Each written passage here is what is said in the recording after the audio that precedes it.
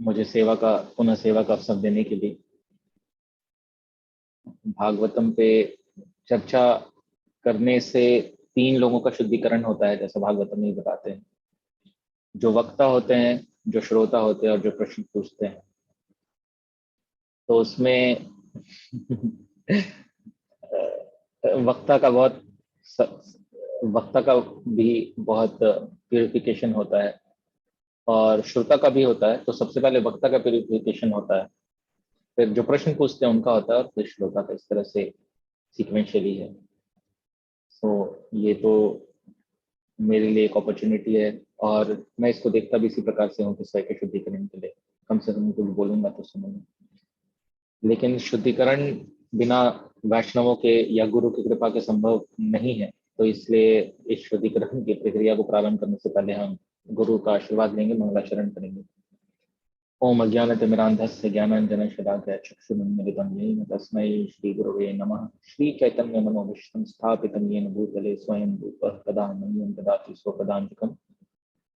वन्देऽहं श्रीगुरोः श्रीयुतापदकमलं श्रीगुरून् वैष्णवांश्च श्रीरूपं साग्रजातं सहगण रघुनाथान्वितं तं सजीवं साद्वैतं सावधूतं परिजनसहितं कृष्ण चैतन्य देवं श्रीराधा कृष्ण पादां सहगण ललिता श्रीविशाखान्वितांश्च। हे कृष्ण करुणा सिंधु दीन बंधु जगतपते गोपेश गोपिका कांत राधा कांत नमस्तुते।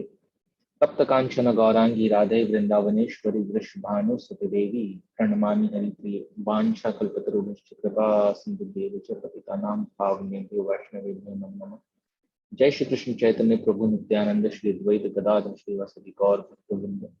हरे कृष्ण कृष्ण कृष्ण हरे हरे, हरे राम राम राम। नमो ओम विष्णुपादाय कृष्ण पृष्ठाय भूतले श्रीमते भक्ति वेदांत स्वामी नाम। नमस्ते सारस्वती देवे गौरवाणी प्रचारिणे निर्विशेष शून्यवादी पाश्चात्य। तो आज जैसा कि मुझे आदेश है, पहले स्कंद के 13वें अध्याय के 24वें श्लोक से चर्चा करना है। तो ये अध्याय बहुत ही महत्वपूर्ण है। धृतराष्ट्र क्विट्स होम, इंग्लिश में जो लिखा हुआ है, हिंदी में धृतराष्ट्र में घर छोड़ा, ऐसा कुछ है। तो यह बहुत ही विशेष अध्याय है। तो भागवतम में प्राय जो प्रसंग है उसमें जो क्लाइमेक्स है, घर छोड़ने का क्लाइमेक्स हर जगह ही आ जाता है। चाहे पुरंजन हो, चाहे प्राचीनी भविष्यत हो, चाहे राजा पुरु हो, चाहे पांडव हो, चाहे धृतराष्ट्र हो, और चाहे नारद मुनि, हालांकि वो गृहस्थ आश्रम में कभी थे नहीं, फिर भी। तो प्राय हम देख रहे हैं कि भागवतम में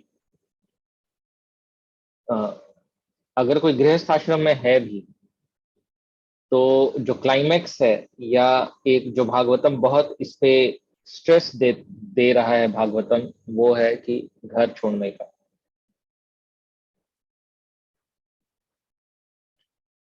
घर छोड़ने का,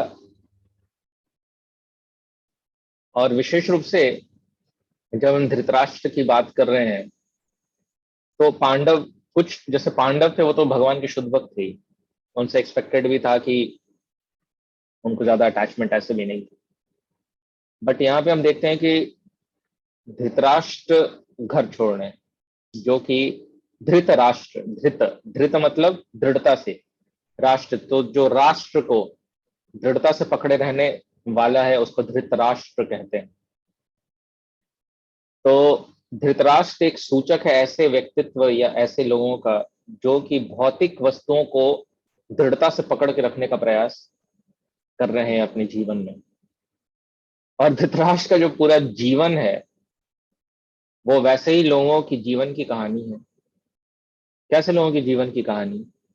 पूरा प्रयास कर लिया, साम दान दंड भेद लगा लिया, पॉलिटिक्स कर लिया, भगवान के विरुद्ध भी चले गए और सोचा कि कुछ प्राप्त हो जाएगा, कुछ हासिल हो जाएगा, लेकिन अंत तो गतवा क्या हुआ? Total loss, complete total loss in business. अव्यवसायत्मिका बुद्धि इसको कहते हैं। व्यवसाय करने निकलते हैं, मनुष्य जीवन भी एक बिजनेस करने के लिए निकला है, मतलब मिला है हमें मनुष्य जीवन एक बिजनेस। वो बिजनेस क्या है? प्रेम धन कमाने का बिजनेस, प्रेम धन कमाना। तो मनुष्य जीवन मिला ही है प्रेम धन कमाने के लिए। लेकिन वो बिजनेस व्यवसायत्मिका बुद्धि रहती नहीं है। एक है कुरुनंदन, एक है human life is to do business to earn प्रेम धन। वो बिजनेस क्या है? वो डिवोशनल सर्विस, भगवान भगवान की सेवा में लगना। सो लेकिन धृतराष्ट्र वैसे बिजनेसमैन नहीं थे, वो अव्यवसायत्मिका बुद्धि, he was not business minded. Now who is not business minded? भोग ऐश्वर्य प्रसक्ता नाम तय अपहृत चेतसाम व्यवसायत्मिका बुद्धि समाधो न विधीयते। समाधि, व्यवसायत्मिका बुद्धि एंड समाधि, दिस, ये भगवत गीता में जब बता रहे हैं व्यवसायत्मिका बुद्धि और समाधि, तो समाधो न विधीयते, समाधि लगना, व्यवसायत्मिका बुद्धि। जैसे भगवान बताते तेषाम सतत युक्ता नाम भजताम प्रीति पूर्वकम ददामी बुद्धि योगम तम ये न ये न माम उपयांति ते। तो भगवान बोलते हैं कि तेषाम सतत युक्ता नाम भजताम प्रीति पूर्वकम, सतत रूप से जो युक्त है मेरे प्रेममय भक्तिमय सेवा में, तो ददामी बुद्धि योगम तम, भगवान उसको बुद्धि देते हैं, इंटेलिजेंस देते हैं। बुद्धि योग या भक्ति योग एक ही बात है। श्रील प्रभुपाद अपने तात्पर्य में कहते हैं ये न माम उपयांति थे, जो मेरे पास, जिससे वो मेरे पास आ सके। लेकिन सिर्फ ऐसा नहीं कि भगवान भक्ति करने वाले को या प्रेममय सेवा करने वाले को बुद्धि देते हैं, बुद्धि एक दूसरे प्रकार के लोगों को भी देखते हैं, जो भगवान से दूर जाना चाहते हैं उनको भी बुद्धि देते हैं भगवान, कि कैसे वो भगवान से दूर जा सके। सो ये बात समझना बहुत आवश्यक है। हमारी इच्छा पे डिपेंड, मैन प्रोपोजेड गॉड डिस्पोजेस। तो भोग ऐश्वर्य प्रसक्ता नाम तया पर हृत चेतसाम, जो भोग और ऐश्वर्य प्रसक्ता नाम, तो प्रकृष्ट रूपे ना, सत्ता नाम, सक्त मतलब आसक्त। तो जो भोग ऐश्वर्य के प्रति आसक्त है, जो अभी भी मटेरियल वर्ल्ड के से होपफुल है कि मटेरियल वर्ल्ड में कुछ उसको अच्छा प्राप्त हो जाएगा, और वो मटेरियलिस्टिक कॉन्सेप्ट ऑफ लाइफ में, देहात्म बुद्धि में जी रहा है, इंद्रियों की जो, इंद्रियों का जो इचिंग है, जो खुजली है इंद्रियों का, या इचिंग जो है इंद्रियों का, इंद्रियों का वेग जो है उसको पूर्ति करने का ही जीवन का उसका लक्ष्य है। भोग ऐश्वर्य प्रसक्ता नाम तया अपहृत चेतसाम, तो अपहृत चेतसाम, जिनकी बुद्धि अपहृत, माया अपहृत ज्ञान आसुरीम भावम आश्रित। तो भगवान बताते हैं भगवत गीता में, न माम दुष्कृतनो मूढ़ा प्रपद्यन्ते नराधमा माया अपहृत ज्ञान आसुरीम भावम आश्रित। तो जिनका नॉलेज अपहृत चेतसाम, जिनके जो नॉलेज है वो एबडक्ट हो चुके या भ्रष्ट हो चुके, या भ्रष्ट जिसका नॉलेज, और भ्रष्ट किसने किया? भ्रष्ट भी माया नहीं किया था शुरू में, कभी शुरू में, जब भगवत धाम, जब जब हम इस भौतिक संसार में नहीं थे, तब हम, जैसे होता ना कि जब ट्रेन से हम आ रहे होते हैं, तो जब मुझे याद है बचपन में जब ट्रेन में मैं ट्रैवल करता था, तो रात में मैं ऐसे वेट करते रहता था कि अब कोई स्टेशन आ रहा है, शहर आएगा। तो शहर आने से पहले बिजली वगैरह स्टार्ट ऐसे चमकता था दूर से, तो आकर्षण होता था, अरे अब शहर आ रहा है, शहर आ रहा है। तो ऐसे करके, और मैं ट्रेन में बैठ के जय हनुमान करते रहता था। और कि अब मतलब जब तक स्टेशन नहीं आता था कि कितना बार हनुमान करने पे स्टेशन आएगा, ऐसा करके। तो खिड़की पे बैठ के ऐसे देखते रहता था। तो ऐसे ही जीव आध्यात्मिक जगत में खिड़की पे बैठ के ऐसे भौतिक जगत को देख रहे होते हैं, कभी चमक चमक दिखेगा, कभी चमक दिखेगा। और जब वो भगवान की भौतिक शक्ति या मटेरियलिस्टिक एनर्जी के प्रति आकर्षित हो जाते हैं, तो जो माया की आवर्णात्मिका शक्ति और प्रक्षेपात्मिका शक्ति है, ये जीव के भगवान के संबंध को भुला देती है, और उसके बाद फिर वो एक मिथ्या जो कॉन्सेप्ट है, फॉल्स कॉन्सेप्ट ऑफ लाइफ, देहात्म बुद्धि, उसको जीव में भर देती है। तो इस कारण से तयापहृत चेतसाम, तो अपहृत चेतसाम हो जाते हैं, वो भोग ऐश्वर्य प्रसक्ता नाम हो जाते हैं। अब वो अलग अलग डिग्री में होता है, सत्वगुण, रजोगुण एंड तमोगुण। सत्वगुण में एक पर्टिकुलर डिग्री तक होता है, रजोगुण में एक पर्टिकुलर डिग्री तक होता है। जैसे भगवत गीता में उदाहरण देते हैं कि जैसे अग्नि पे धुआं, दर्पण पे धूल और गर्भ में शिशु। तो जब जीव इस भौतिक संसार में आता है तो पहले ब्रह्मा, मोस्टली ब्रह्मा बनता है। तो ब्रह्मा बनने पे उतना ज्यादा कवरिंग नहीं रहता है, थोड़ा कवरिंग रहता है, लेकिन डिपेंडिंग अपॉन फिर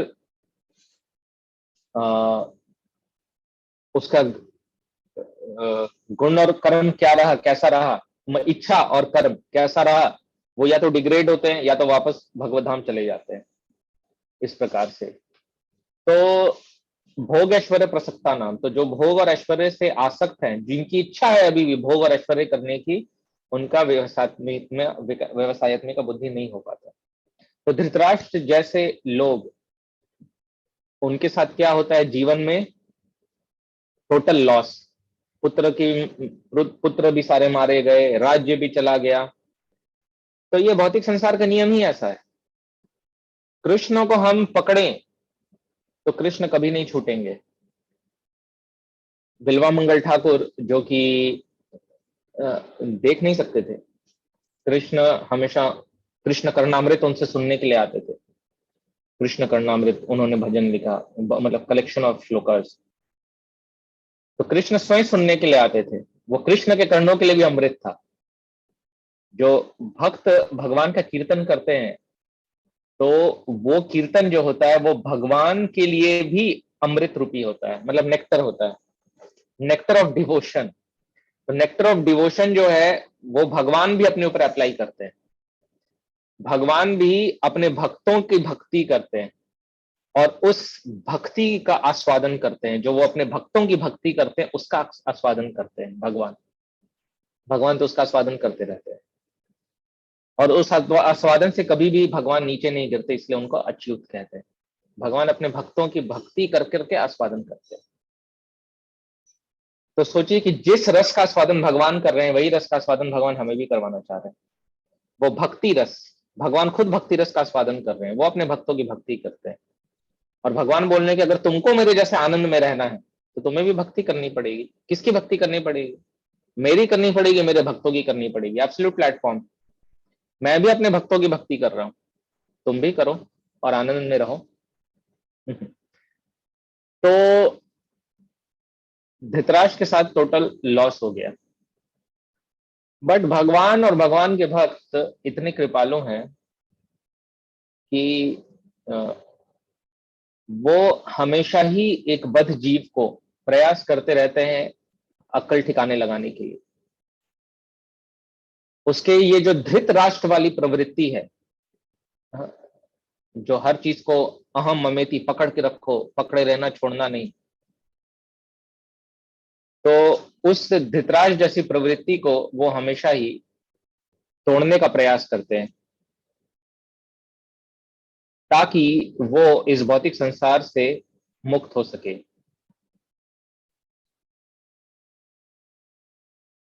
तो यहाँ पे ये कार्य किसने किया? ये कार्य यहाँ पे विदुर ने किया। तो विदुर ने पहले भी प्रयास किया था, जब युद्ध से पहले। अभी क्या होता है, टाइमिंग बहुत इंपॉर्टेंट होता है प्रीचिंग का। सेम बात, सेम सजेशन एक समय पे काम करता है, एक समय पे कार्य नहीं करता है। इसलिए एक प्रीचर को एक्सपर्ट होना चाहिए कि वो इस बात को समझ सके कि कब किस बात को कहना है। तो यही जब युद्ध से पहले धृतराष्ट्र को विदुर ने समझाने का प्रयास किया, तो विदुर ने धृतराष्ट्र को समझाने का प्रयास किया, तो धृतराष्ट्र ने उसके कोई वैल्यू नहीं किया और दुर्योधन ने तो बाहर भी भगा दिया उनको डिसरेस्पेक्ट करके। लेकिन विदुर उस बात का बुरा नहीं माने, एनवियस नहीं हुए, जेलस नहीं हुए, क्रोध नहीं किया उन्होंने। उन्होंने उसको भगवान के आशीर्वाद के रूप में लिया, चलो मैं इन सारे झंझोटे से मुक्त हो गया, अब मैं तीर्थ स्थल पे जाता हूं। लेकिन धृतराष्ट्र तो उस समय नहीं सुने। दुर्योधन का संग था, बहुत सारी चीजें थी। अभी का केस डिफरेंट है। अभी सारा अभी कुछ लोग सुन के समझते हैं, कुछ लोग देख के समझते हैं, कुछ लोग अपने ऊपर अनुभव होता है तो समझते हैं। तो अलग अलग कैटेगरी के लोग होते हैं, तो हम हमेशा प्रयास करते रहते हैं, कभी तो कभी तीर लग ही जाएगा। तो वेदर पूरा घूम के आए, अपना भी विदुर मैत्रेय संवाद संवाद भी हुआ। मैत्रेय से वो खुद ही और समझ के, सीख के, श्रवण करके आए, अपने स्पिरिचुअल पोटेंसी को बढ़ा के। उनको भी लगा कि चलो अपने स्पिरिचुअल पोटेंसी को बढ़ाते हैं, फिर हो सकता है प्रचार में कुछ पोटेंसी आएगा। Purity is the force. और प्योरिटी कैसे आता है? प्योरिटी तो श्रवण से ही आता है। श्रवण कीर्तनम विष्णु स्मरणम पाद सेवनम। तो उन्होंने भी, तो इसलिए हमारे लिए भी बहुत आवश्यक है कि टाइम प्लेस सर्कमस्टांसेस तो आवश्यक है, प्लस अपनी प्योरिटी को भी इंक्रीज करना, इनहेंस करना बहुत आवश्यक है। और उसके लिए क्या है? विनम्र भाव होना चाहिए हमारे अंदर। श्रवण करने के लिए बहुत महत्वपूर्ण है। ईर्ष्या नहीं होना चाहिए, द्वेष नहीं होना चाहिए, भेदभाव नहीं होना चाहिए, विनम्र भाव होना चाहिए। विदुर ने मैत्रेय से श्रवण किया, जबकि विदुर खुद यमराज है, भागवत है, 12 महाजनों में से एक है, फिर भी उन्होंने विनम्र पूर्वक श्रवण किया। तो फिर भगवान ने भी आशीर्वाद दिया कि ठीक है, इस बार तुम प्रचार करोगे तो रिजल्ट मिलेगा। तो जब गए तो धृतराष्ट्र, अब धृतराष्ट्र किसके संग में थे? अब धृतराष्ट्र दुर्योधन के संग में नहीं थे, अब वो पांडवों के संग में थे।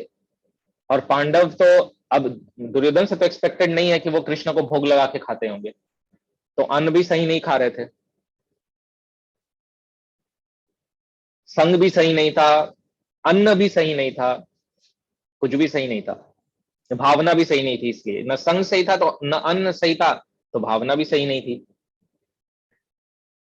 अब क्या था? संग भी सही हो गया, अन्न भी सही हो गया। ऑफ कोर्स पांडव तो भगवान को भोग लगा के ही खाते होंगे, तो भावना भी कुछ ना कुछ तो परिवर्तन आया होगा। सुनने को रेडी तो हुए, पहले तो सुनने को ही रेडी नहीं थे।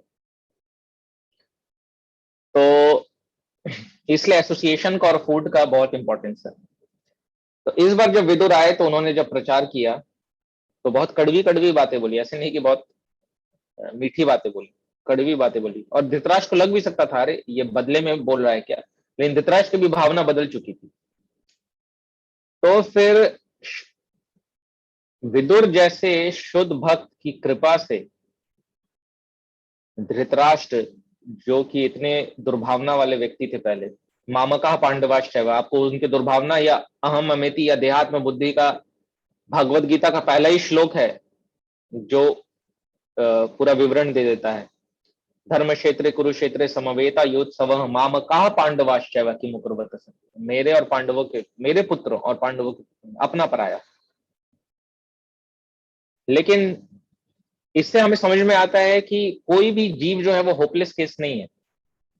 बस गाइडेंस में प्रॉपर प्लानिंग के साथ हम अगर रीचिंग एंडेवर एफर्ट अपना रखेंगे तो एक न एक दिन रिजल्ट हर जीव के लिए रखा हुआ है। हमें अपना प्रयास करते रहना है। विदुर ये नहीं सोचे कि अरे पिछले बार मैंने बताया तो सुना नहीं, अब बताने से क्या फायदा, अब नहीं बताऊंगा। उन्होंने फिर से प्रयास किया।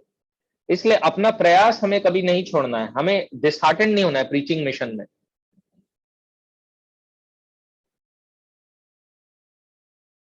किसी भी सोल के प्रति डिसहार्टेंड नहीं होना है, और अगर रिजल्ट नहीं आ रहा तो डिसहार्टेंड नहीं होना। हमें हमेशा होपफुल रहना है कि कभी ना कभी भगवान कृपा करेंगे। भगवान हमारा भी टेस्ट लेते हैं कि हम कितना अहंकार में कोई कार्य कर रहे हैं। अगर हम विनम्र भाव से प्रीचिंग कर रहे हैं तो फिर चाहे लाभ हो, हानि हो, जय हो, पराजय हो, मान हो, अपमान हो, सुख हो, दुख हो, हम उससे प्रभावित नहीं होंगे। हम पूरी तरह से भगवान पे डिपेंडेंट होकर प्रचार करेंगे। सो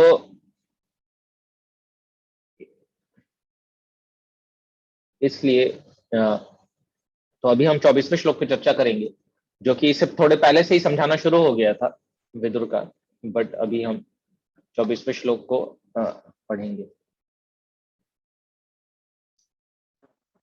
अग्निर्निश्रिस्तो दत्तश्च गरोदाराश्च दूषितः हृतं क्षेत्रं धनं येषां तद्दत्त असुभिः कियत्।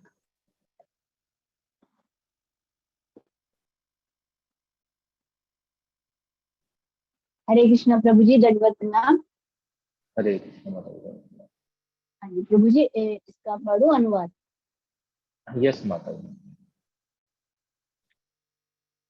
आपने अग्नि लगाकर तथा विष देकर जिन लोगों को मारना चाहा, दान पर आपको जीवित रहने तथा गिरा हुआ जीवन बिताने की पत्नी को भी किया है और उन राज्य है। धन्यवाद माता जी। हरीश। तो यहाँ पे क्या हरे कृष्णा, हम सिर्फ ट्रांसलेशन प्रयास ये करेंगे ट्रांसलेशन पढ़े, क्योंकि पर्पट से मैंने पॉइंट्स निकाल लिया है, तो हम उस पर चर्चा कर लेंगे। कभी कभी पर्पट काफी लंबा भी हो जाता है। सो यहाँ पे विदुर धृतराष्ट्र को बोल रहे हैं कि आपने जिनको मारने का प्रयास किया, क्या उनके साथ नहीं किया? 6 तरह का अग्रेशन आपके माध्यम से या आपके पुत्रों के माध्यम से जिनको आपने सपोर्ट किया, वो 6 प्रकार के अतताई होते हैं, जो जहर दे, विष दे, जो हथियार से वार करे, जो आग लगाए, जो धन संपत्ति लूटे, और जो पत्नी का अपहरण करे। इस प्रकार से 6 होते हैं। तो ये सारा कुछ पांडवों के साथ हुआ, जिसमें धृतराज भी कहीं ना कहीं सम्मिलित थे। इतना होने के बाद भी उनको ये नहीं लग रहा था कि जिनको मैंने मारने का प्रयास किया, अभी मैं उन्हीं के सहारे जी रहा हूं। इसी को कहते हैं अपना काम बनता भाड़ में जाए जनता वाली बात जो होती है। मीन्स शर्म, थोड़ा भी उनको लज्जा नहीं थी। बस उनको सिर्फ यही दिख रहा था कि मैं किसी तरह से जीवित रहूं, मैं किसी तरह से पलता रहूं अपने जीवन से। कोई मोरालिटी नहीं था। तो जो अपनी इंद्रिय तृप्ति से आसक्त होते हैं, उनके अंदर कोई मोरालिटी या कोई सेंस ऑफ मोरालिटी, नैतिकता नहीं होता है, या सही और गलत की भावना नहीं होती है। उनके वो पशुवत होते हैं। उनको बस रहता है कि हमारा काम चलना चाहिए जैसे भी करके। तो यही बता रहे थे कि आप किससे भीख ले रहे हैं। विदुर यही बता रहे हैं, आप सोचिए आप किसके बलबूते पे पल रहे हैं, जिनको आपने इतना मारने का प्रयास किया। और यही नहीं, उन्होंने आपके पुत्रों को भी मारा है। मतलब ये तो फैक्ट है कि धृतराष्ट्र के सारे पुत्रों को भी, कौरवों को तो सारे को भीम ने ही मारा, और आगे आएगा भी, वो भीम का नाम आएगा। तो इस प्रकार से वो उनको अपने कड़े शब्दों से झकझोरने का प्रयास कर रहे हैं। तो साधु का यही काम होता है। साधु क्या होता है? सत्य बोलते हैं साधु। अभी मीठी, जब व्यासदेव ने कई सारे उपनिषद लिखे, पुराण लिखे, ये सब वेद लिखे, उसमें कई मीठी मीठी बातें लिखे। याम इमाम पुष्पिताम वाचम प्रवदंती अविपश्चितः वेदवात रता पार्थ नान्यद अस्तिवादिना। तो भगवत गीता में भगवान भी कह रहे हैं अर्जुन को कि याम इमाम पुष्पिताम वाचम प्रवदंती अविपश्चितः वेदवाद रता पार्थ नान्यद अस्तिवादिना। जो वेद है उसमें बहुत फ्लावरी वर्ड्स लिखे हुए हैं, बहुत अच्छे अच्छे गुडी गुडी अच्छे वर्ड्स, फ्लावरी। उसके अंदर तीखे बाण वाले शब्द नहीं लिखे हुए, फ्लावरी वर्ड्स लिखे हुए। तो वो लोगों को बहुत अच्छा लगता है। किसी पे निश्चित रूप से फूल फेंको तो अच्छा ही लगता है, अरे वाह मेरे ऊपर फूल बरसाया जा रहा है, बहारो फूल बरसाओ। हाँ? लेकिन किसी को अगर इंजेक्शन लगाने ले जाओ या ऑपरेशन के लिए ले जाओ तो बड़ा डरा हुआ रहता है, चिल्ला रहा होता है, बेहोश भी करना पड़ता है कि नहीं? तो क्योंकि वो देख नहीं सकता अपने ऑपरेशन को, वो डर जाएगा। तो तो इसी प्रकार से वेदों में बहुत फ्लावरी वर्ड्स लिखे हुए हैं। लेकिन भागवत पुराण है वो धर्म प्रोजिता कहते वो अत्र परमो निर्मत शरणाम सताम वेद्यम वास्तव अत्र वस्तु शिवदम तापत्रय उन्मूलन। तो तापत्रय उन्मूलनम, जब कोई बीमारी को ठीक करना होता है तो इंजेक्शन या कैंची या चाकू तो लगाना ही पड़ता है। अगर कोई बहुत ऐसा ऑपरेशन करने वाला ऑपरेशन करना है, तो हृदय का ऑपरेशन, ओपन हार्ट सर्जरी हृदय का, तो यहाँ पर भी हृदय का ऑपरेशन करना होता है। शूद्रम हृदय दौर्बल्यम तत्वोत्तिष्ठ परंतप। अर्जुन के साथ भी क्या हुआ था, अर्जुन का भी हृदय दौर्बल्यम हो गया था, तो हार्ट सर्जरी करना पड़ा था भगवान को कड़े शब्दों में। प्रज्ञा वदांश भाषसे गतासु नता तथासु नानुशोचन्ति पंडिता। तो भगवान ने बोला तुम पंडितों जैसी बातें कर रहे हो, लेकिन हो तुम मूर्ख नंबर 1, जो तुम आत्मा और शरीर में भेद नहीं समझ रहे हो और शरीर के स्तर पे बातें कर रहे हो। तो साधु का कार्य होता है बातों को सीधे शब्दों में प्रस्तुत करना, न कि घुमा फिरा के। अगर किसी का भला करना है तो गुडी गुडी टॉक से हेल्प नहीं होता, स्ट्रेट फॉरवर्ड बताना होता है कि क्या आपकी स्थिति है, क्या हो रहा है। तो यहाँ पे विदुर ने वही किया है, उनको झकझोरने का प्रयास किया है कि अब तो सारा आसक्ति, क्योंकि ऑब्जेक्ट भगवान जैसे कहते हैं ना भागवतम में कि जब हरिष्ये तद धनम, अगर मुझे किसी पे अनुग्रह करना होता है तो मैं सब कुछ उसका छीन लेता हूं, क्योंकि जब वो सबका सब कुछ छिन जाता है तो उसका सारा होप डिस्ट्रॉय हो जाता है, तब उस पे बातों का बहुत असर होता है। जब तक होपफुल रहता है वो मटेरियलिस्टिक वर्ल्ड से, तब तक उस पे बातों का असर नहीं होता, लेकिन जब होपलेस हो जाता है तो बातों का असर होता है। तो इस प्रकार से विदुर ने उनको झकझोरने का प्रयास किया। अब यहाँ पे शिला प्रभुपाद कुछ मुख्य बातों को कह रहे हैं। तो शिला प्रभुपाद एक वर्णाश्रम के विषय में बता रहे हैं अपने तात्पर्य में कि वर्णाश्रम का क्या है, वर्णाश्रम का जो लक्ष्य है वो क्या है। तो वर्णाश्रम का लक्ष्य है कि वर्णाश्रम का पालन करते करते व्यक्ति अपने जीवन के परम सिद्धि को प्राप्त करे। भगवान भगवत गीता में कहते हैं चातुर्वर्ण्यम मया सृष्टम गुणकर्म विभाग तस्य कर्तारम अपि माम विद्या कर्तारम अव्ययम। तो भगवान बता रहे हैं कि ये 4 वर्ण और 4 आश्रम वो मैंने ही बनाया है, ब्राह्मण क्षत्रिय वैश्य शूद्र ब्रह्मचारी गृहस्थ वानप्रस्थ सन्यास। किस आधार पर बनाया है? गुण कर्म विभागशः। गुण, गुण मतलब प्रकृति के 3 गुण, जो प्रकृति के 3 गुण से प्रभावित। तो प्रकृति के 3 गुणों से प्रभावित व्यक्ति जो है उसका अपना एक लक्षण होता है और उसी के हिसाब से कर्म विभाजित है। अगर कोई सत्व गुण में है तो ब्राह्मण का कार्य है, अगर कोई रजोगुण में क्षत्रिय का, रजोगुण तमोगुण के मिक्सचर में है तो वैश्य का, और तमोगुण में है तो शूद्र का। तो गुण कर्म विभागशः भगवान ने एक सिस्टम बना दिया है। तस्य कर्तारम अपि माम, भगवान ने सिस्टम बनाया है, लेकिन भगवान फिर क्या कहते हैं? विद्या कर्तारम अव्ययम। लेकिन भगवान उस सिस्टम में नहीं आते। भगवान ने बनाया और भगवान उससे अलूफ है, भगवान उसमें नहीं आते। अब उस सिस्टम में जितने भी बद्ध जीवात्मा है पृथ्वी पे जो है वो उस सिस्टम के अंतर्गत फॉल करते हैं। इवन पृथ्वी के बाहर भी क्षत्रिय स्पिरिट, जैसे होता ही है, राक्षसों में भी क्षत्रिय स्पिरिट होता है, देवताओं में भी होता है Kshatriya spirit. Sun dynasty and moon dynasty, तो क्षत्रिय 2 डायनेस्टी के होते हैं, सूर्यवंशी और चंद्रवंशी। तो चंद्र जो सोम राजा है वो तो पृथ्वी के हैं, तो वहां पर भी एग्जिस्ट करता है। तो इस तरह से गुण कर्म विभाग, चातुर्वर्ण्य मया शिष्टम गुण कर्म विभाग। तो इस प्रकार से ये जो वर्णाश्रम है बहुत साइंटिफिक है, क्योंकि हर किसी को उनके गुण और के हिसाब से एक पर्टिकुलर एक्टिविटी में एंगेज किया जाता है, जिससे वो एक्टिविटी वो करके, वो कर्म करके वो प्यूरिफाई हो जाए। तो उसी के अंतर्गत आता है ब्राह्मण क्षत्रिय वैश्य शूद्र ब्रह्मचारी गृहस्थ वानप्रस्थ और संन्यास। तो विशेष रूप से यहाँ जो धृतराष्ट्र के, अगर हम प्रासंगिक देखें धृतराष्ट्र के विषय में जब बात हो रही है, तो धृतराष्ट्र किस में फॉल करते हैं? तो ऐसा शिला प्रभुपाद बताते हैं, या ऐसा स्क्रिप्चर्स में बताया जाता है कि ब्राह्मण जो होते हैं वो संन्यास लेने के अधिकारी होते हैं, संन्यास तक जाने के। क्षत्रिय जो होते हैं वो वानप्रस्थ, वैश्य गृहस्थ आश्रम तक, और शूद्र को कोई आश्रम नहीं होता। तो धृतराष्ट्र एक क्षत्रिय हैं, तो उनसे एक्सपेक्टेड था, अब उनसे एक्सपेक्टेड था कि अब वो फैमिली अफेक्शन छोड़ें और ये अपने लाइफ का इतना जो आसक्ति है अपने जीवन के प्रति, इतनी आसक्ति जो है उसको त्यागे कि बस जी ले कैसे भी, मतलब एक बस जीना है, कैसे भी करके जीना है, जी ले। तो ये एटीट्यूड अच्छा नहीं है।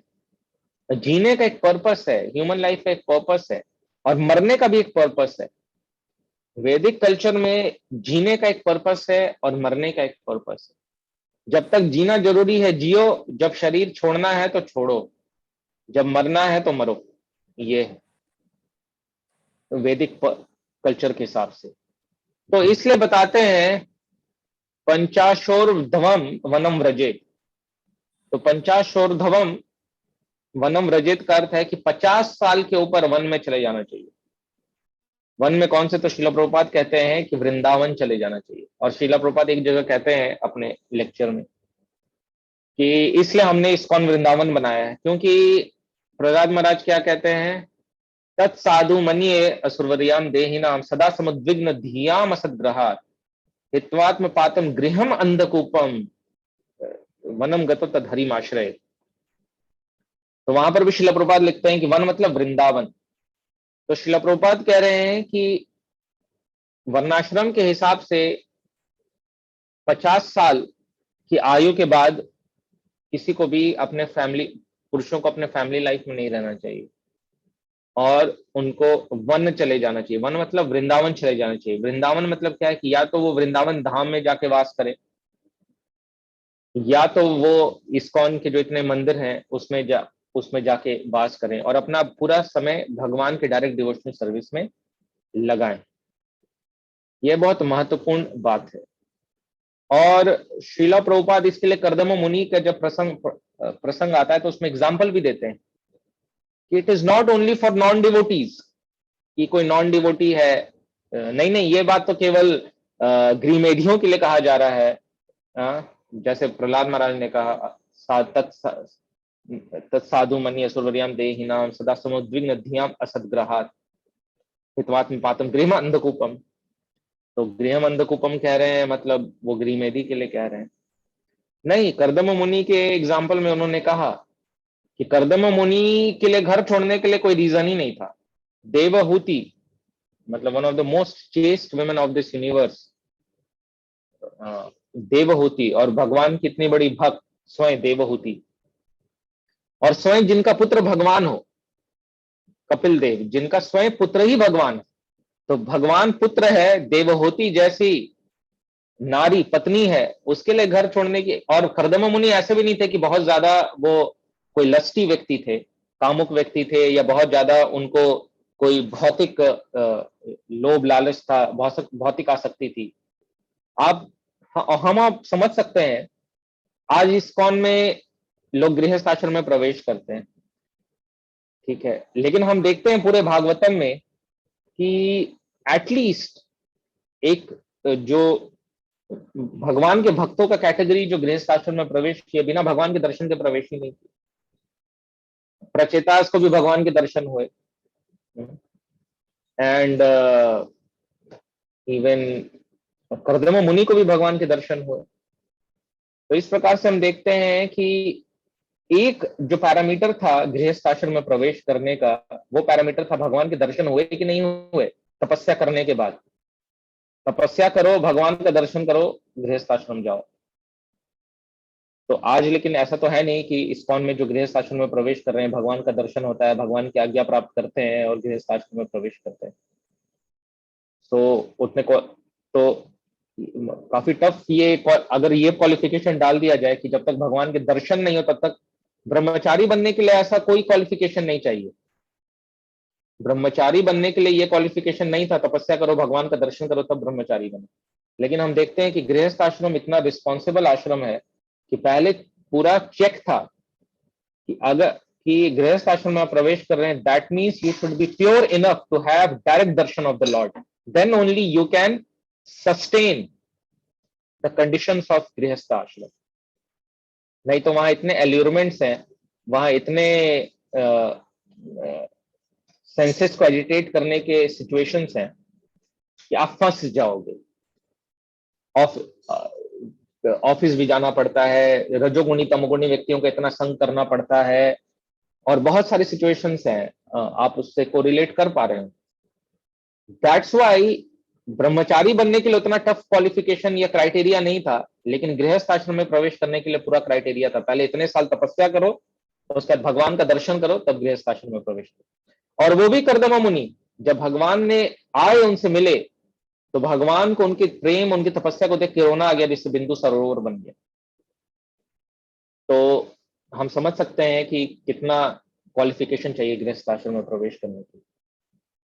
तो तो इसलिए वर्णाश्रम का कर्दम मुनि का एग्जाम्पल दिया शिला प्रभुपाद ने कि भगवान जिनके जिसको दर्शन देके भगवान स्वयं रो रहे थे, इतने उच्च कोटि के भक्त, जिनकी पत्नी देवहूति थी, जो भी जिसका भी अरेंजमेंट स्वयं भगवान के माध्यम से हुआ था।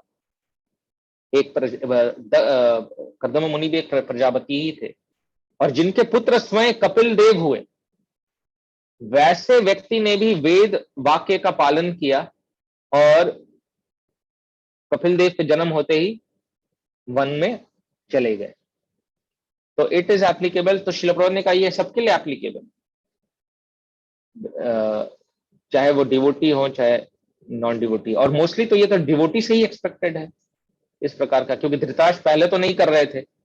धृतराष्ट्र जो कि जिनको एक भक्त का संग पहले नहीं मिला, मतलब इन अ सेंस ऑफ प्रीचिंग, अब ऑफ कोर्स मर्यादा में रहने के कारण पांडवों ने प्रीच कभी किया नहीं होगा उनको, वो तो और दुखी उनको नहीं करना चाहते थे, सोचे कि हम तो ऐसे ही, हमने इतना गलत किया उनके साथ, वो पांडव ऐसा सोचते थे हमने गलत किया उनके साथ। लेकिन हाँ, विदुर का संग पाते ही धृतराष्ट्र जो कि नॉन डिवोटी थे, वो भी वन को चले गए। तो ये तो बना ही है डिवोटीज के लिए, ये सब जो सिस्टम स्पेसिफिकली, क्योंकि डिवोटी से एक्सपेक्टेड है शास्त्रों को पालन करना। तो इसलिए इसमें महत्वपूर्ण मैसेज ये है कि मतलब ये रिकमेंडेड है कि 50 साल के बाद होते ही सारे फेमिलियल अफेक्शन को छोड़ के किसी इस्कॉन टेम्पल में शरण ले लेना चाहिए। ये बट हाँ, ये भी शिला प्रभुपाद कहते हैं कि अगर इसके लिए पहले से प्रिपरेशन होना चाहिए, अचानक ये कर पाना पॉसिबल नहीं होता। तो शिला प्रभुपाद एक जगह रिकमेंड करते हैं फिर कि आगे के श्लोक में करेंगे, जिसको हम शायद कवर कर पाए नहीं कर पाए, कि that's why one should stay at home and perform devotional service very nicely. जब तक वो उस स्थिति में नहीं आ जाते हैं, मे बी 50 में वो न कर पाए, हो सकता है लेट डिवोशनल लाइफ स्टार्ट हुआ हो, क्योंकि पहले तो 5 साल में गुरुकुल भेज दिया जाता था। प्रैक्टिकल एस्पेक्ट ये है इसका कि पहले 5 साल से 25 साल गुरुकुल में थे, तब अगर कोई गृहस्थ बनते थे तो 50 साल की उम्र में मतलब सफिशिएंटली उनका ज्ञान वैराग्य हो जाता था कि वो इसको कर पाते थे। लेकिन अभी तो क्या है, 5 साल से 25 साल तो असुरकुल में ही रहते हैं, जिसको शिला प्रभुपाद स्लॉटर हाउस कहते हैं, डेमोनियक पब्लिक स्कूल डीपीएस। तो या असुर यूनिवर्सिटी में जैसे प्रहलाद महाराज को भेजा गया था, तो उल्टा ट्रेनिंग हो रहा होता है। उसके बाद भगवान की कृपा, शिला प्रभुपाद की कृपा, भक्तों की कृपा से जब हम 22 साल, 23 साल, 25 साल, 28 साल, 35 साल, 40 साल के होते हैं, तो भक्तों का अचानक हमें नोएडा टेम्पल में रजिस्ट्रेशन हो जाता है डीवाईएस में। तो हमने तो बहुत लेट शुरू किया, तो लेट, अभी तो 50 में तो भक्ति बन रहे हैं, 50 में तो अभी 2 माला करना शुरू किया है, 40 में, 35 में, 30 में 1 माला शुरू किया, अभी तो क्या करेंगे। तो मे भी 50 में नहीं हो पाए ऐसा जो कि कहा गया है शास्त्रों में। बट जिस दिन से हमने भक्ति शुरू की है, उस दिन से हमको बहुत तीव्रता से भक्ति करना चाहिए। तीव्रेण भक्ति योगेन वासुदेव भगवती भक्ति योग प्रयोजित जन्यति आशु वैराग्यम ज्ञानम चयत अहेतुकम। तो भगवान की भक्ति को सिंसियरली करना चाहिए, क्योंकि अंत तो गत्वा हमें वन ही जाना है, हमें वृंदावन ही जाना है, चाहे ये वाला वृंदावन भौम वृंदावन हो चाहे गोलोक वृंदावन हो। तो वृंदावन जाने का तो हमें प्रयास करना ही है, या प्रैक्टिस करनी, अभ्यास करना ही है। इसलिए जिस दिन से हम इस्कॉन के कांटेक्ट में आए और इस ग्रेस वेदांत चंद्र प्रभु जैसे भक्तों के कांटेक्ट में आए, परम पूज्य लोकनाथ स्वामी महाराज और अन्य वर्तमान आचार्य कोई भी सकते हैं, राधा गोविंद स्वामी महाराज, राधानाथ स्वामी महाराज, जपतका स्वामी महाराज, गोपाल कृष्ण गोस्वामी महाराज, मेनी ऑफ अनेक हैं, those who are exalted devotees in ISKCON. So हम किसी के भी संपर्क में आए और वेदांत चंद्र प्रभु जैसे भक्त के संपर्क में आए, तो हमें इसका पूरा लाभ उठाना चाहिए। हमें ज्ञान और वैराग्य भयभीत नहीं होना चाहिए कि अरे कहीं ज्यादा ज्ञान और वैराग्य उत्पन्न ना हो जाए। हम कई बार भयभीत हो जाते हैं, अरे कहीं ऐसा ना हो ज्यादा ज्ञान और वैराग्य उत्पन्न हो जाए, तो ऐसा ना हो कि मन में विचार आ जाए कि मैं घर छोड़ दूं, मैं परिवार छोड़ दूं। ऐसा, उससे नहीं भयभीत होना चाहिए ज्ञान और वैराग्य उत्पन्न होने से कभी भी, क्योंकि वही जीवन का लक्ष्य है। हमें पूरे तरह से गुरु और कृष्ण पर डिपेंडेंट होना चाहिए और अपनी ड्यूटी को फुलफिल करना चाहिए। सो इसलिए शिला प्रभुपाद ने कहा कि हमें श्रवण करना चाहिए। और शिला प्रभुपाद ये भी रिकमेंड करते, शिला प्रभुपाद एक जगह कहते हैं इस बात को बल्कि, कि स्मरण करने से अधिक श्रवण करना महत्वपूर्ण है। क्योंकि स्मरण में, जैसे भगवत गीता में बताते हैं, तस्मात् त्वम इंद्रियाणि आदौ नियम्यार भतेर अर्जुन पापमानम प्रजहि एनम ज्ञान विज्ञान नाशनम। तो बताते हैं कि ये काम जो है वो बहुत बड़ा शत्रु है, इसलिए सबसे पहले अपने इंद्रियों को सेवा में लगाओ। अपने तस्मात् तुम इंद्रियाणि आदौ नियम यार भतेर अर्जुन, अपने इंद्रियों को नियमों के अंतर्गत बांधो और मेरी सेवा में लगाओ। तो क्योंकि मन और सटल है, और इंद्रियाणी मनोबुद्धि, इंद्रिय मन और बुद्धि, ऐसे सीक्वेंस जो है, इंद्रियाणी प्राणी आहोर इंद्रिय परम मनः मनसस्तु परा बुद्धे यो बुद्धे परतस्तु स। तो ऐसा भगवत गीता में बताते हैं। तो इंद्रियों से ऊपर मन है, तो स्मरण उतना आसान नहीं है करना। शिला प्रभुपाद बताते हैं कि स्मरण करने में बहुत सारी बाधाएं आएंगी, क्योंकि मेंटल एजिटेशन रहेगा। तो अगर भगवान का सही में अगर हमको स्मरण करना है तो साउंड वाइब्रेशन के थ्रू करना पड़ेगा। तो जब हम हरे कृष्ण महामंत्र चैंट करते हैं तो हमें तुरंत कृष्ण का स्मरण होता है। अगर हम मौन करके कृष्ण का स्मरण करना चाहेंगे तो वो पॉसिबल नहीं हो पाएगा। तो इसलिए ये बात आवश्यक है कि अगर हमको अपने आप को प्यूरिफाई करना है, उस लेवल पे लेके आना है, वासुदेव भगवती जो है उसका जो पहला स्टेप है वो श्रवण करना एंड देन कीर्तन करना। तो कीर्तन श्रवण साथ में चलता है। और एक बार एक लेक्चर में शिला प्रभुपाद बोल रहे थे, लंदन का एक लेक्चर था, उसमें शिला प्रभुपाद ने कहा कि अगर आप एक सेकंड में पढ़ के ही सुना देता हूँ, इंग्लिश में ये है, now if you are a family man, वो एक्चुअली भगवत गीता 6.1 को कोट कर रहे थे, अनाश्रित कर्म फलम कर्म कुर्याम करोति यह स सन्यासी च योगी च न निराग्री न क्रिया। तो उसमें वो बता रहे थे कि, तो उसके बाद फिर वो कहते हैं शिला Prabhupada, Lord Krishna said that one who acts for the sake of duty not for enjoying the fruit. फिर कहते हैं व्हेन इट इज पॉसिबल। फिर कहते हैं नाउ, मैं एज इट इज कोट कर रहा हूं शिला प्रभुपाद को, ये सितंबर 16 1969 का लंदन का लेक्चर है शिला प्रभुपाद का, आप लोग रेफर कर सकते हैं। Now if you are a family man, you have to work for maintaining your family, therefore you have to enjoy the fruits of your work. So this is possible only for a person who is completely dedicated for service of the Lord. तो ये शिला प्रभुपाद जो है वो भगवत गीता के 6.1 श्लोक जो है उसको कोट करके बोल रहे हैं। वो ये श्लोक है, अनाश्रितः कर्म फलम कार्यम कर्म करोति यः स सन्यासी च योगी च न निर्चाक्रियः। तो उसी के रेफरेंस में शिला प्रभुपाद बोल रहे थे। तो पॉइंट इज दिस कि समवेयर हमको proper 24 hour direct devotional service में आना चाहिए। अगर हम जॉब पे हैं, हम गृहस्थ लाइफ में, ठीक है, that is there, but somewhere we should plan after 50 after 55 मैं फिर इन सब चीजों में फंसा ना रहूं, कर्म योग में और प्योर डिवोशनल सर्विस, नवविधा भक्ति, श्रवणम कीर्तनम विष्णु स्मरणम पाद सेवनम अर्चनम वंदनम दास्यम साख्यम आत्म निवेदनम। इसका अपॉर्चुनिटी लाइफ में जरूर होना चाहिए। ऑफ कोर्स जो टेंपल में ऑनेस्टली रह रहे हैं, ब्रह्मचारी मीन्स ब्रह्मचारी बन जाना या सन्यासी बन जाना मतलब नहीं कि वो लग गए। अगर वो ऑनेस्ट नहीं है अपने प्रति वो प्रपंची हैं, तो फिर बेटर है कि एक अच्छा गृहस्थ डिवोटी बनना रादर देन कि ऐसा झूठा ब्रह्मचारी या झूठा सन्यासी बनना। तो दैट इज, वो तो उससे भी बुरा हो जाएगा। बट जो पूर्ण रूप से मंदिर में रह रहे हैं उनके लिए एक अच्छा अपॉर्चुनिटी रहता है। और शिला प्रभुपाद ये भी कहते, एक बार कह रहे थे शिला प्रभुपाद, एग्जाम्पल दे रहे थे कि जो सब्जी मंडी में, जो मंडी में रहते हैं, स्टॉक मार्केट में जो रहते हैं, चाहे वो फलों का मंडी हो चाहे वो अनाज का मंडी हो, उसमें उनको ज्यादा अपॉर्चुनिटी रहता है बिजनेस करने का, ज्यादा क्लाइंट मिलते हैं, एक फेवरेबल सिचुएशन रहता है, रेट सारा पता रहता है उनको, बहुत सारे फायदे हो जाते हैं उनको एक मंडी में रहने से ही, बिजनेस आइडियाज मिलते हैं, आपस में स्ट्रेंथ मिलता है।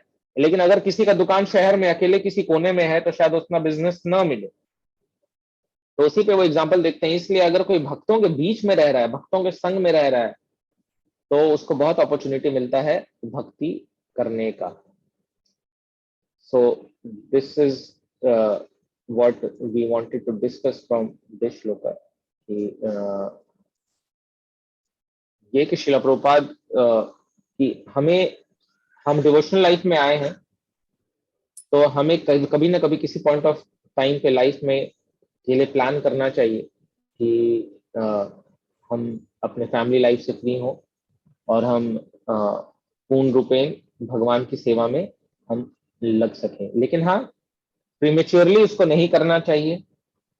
ठीक है, 50 के बाद लिखा हुआ है, लेकिन अगर हम अभी 45 के हैं और जस्ट अभी हम DYS कोर्स किए हैं, तो शायद 50 तक हम उतने मेच्योर न हो पाए, ज्ञान और वैराग्य उतना उत्पन्न न हो पाए। So under the guidance of spiritual master and counsellor हमें डिस्कस करके उस हिसाब से भक्ति करना चाहिए कि कभी ना कभी may be 55, may be 60, something like that, हम अपने आप को प्रिपेयर करके उस समय फिर हम फ्री हो जाए। श्लोक नंबर 25।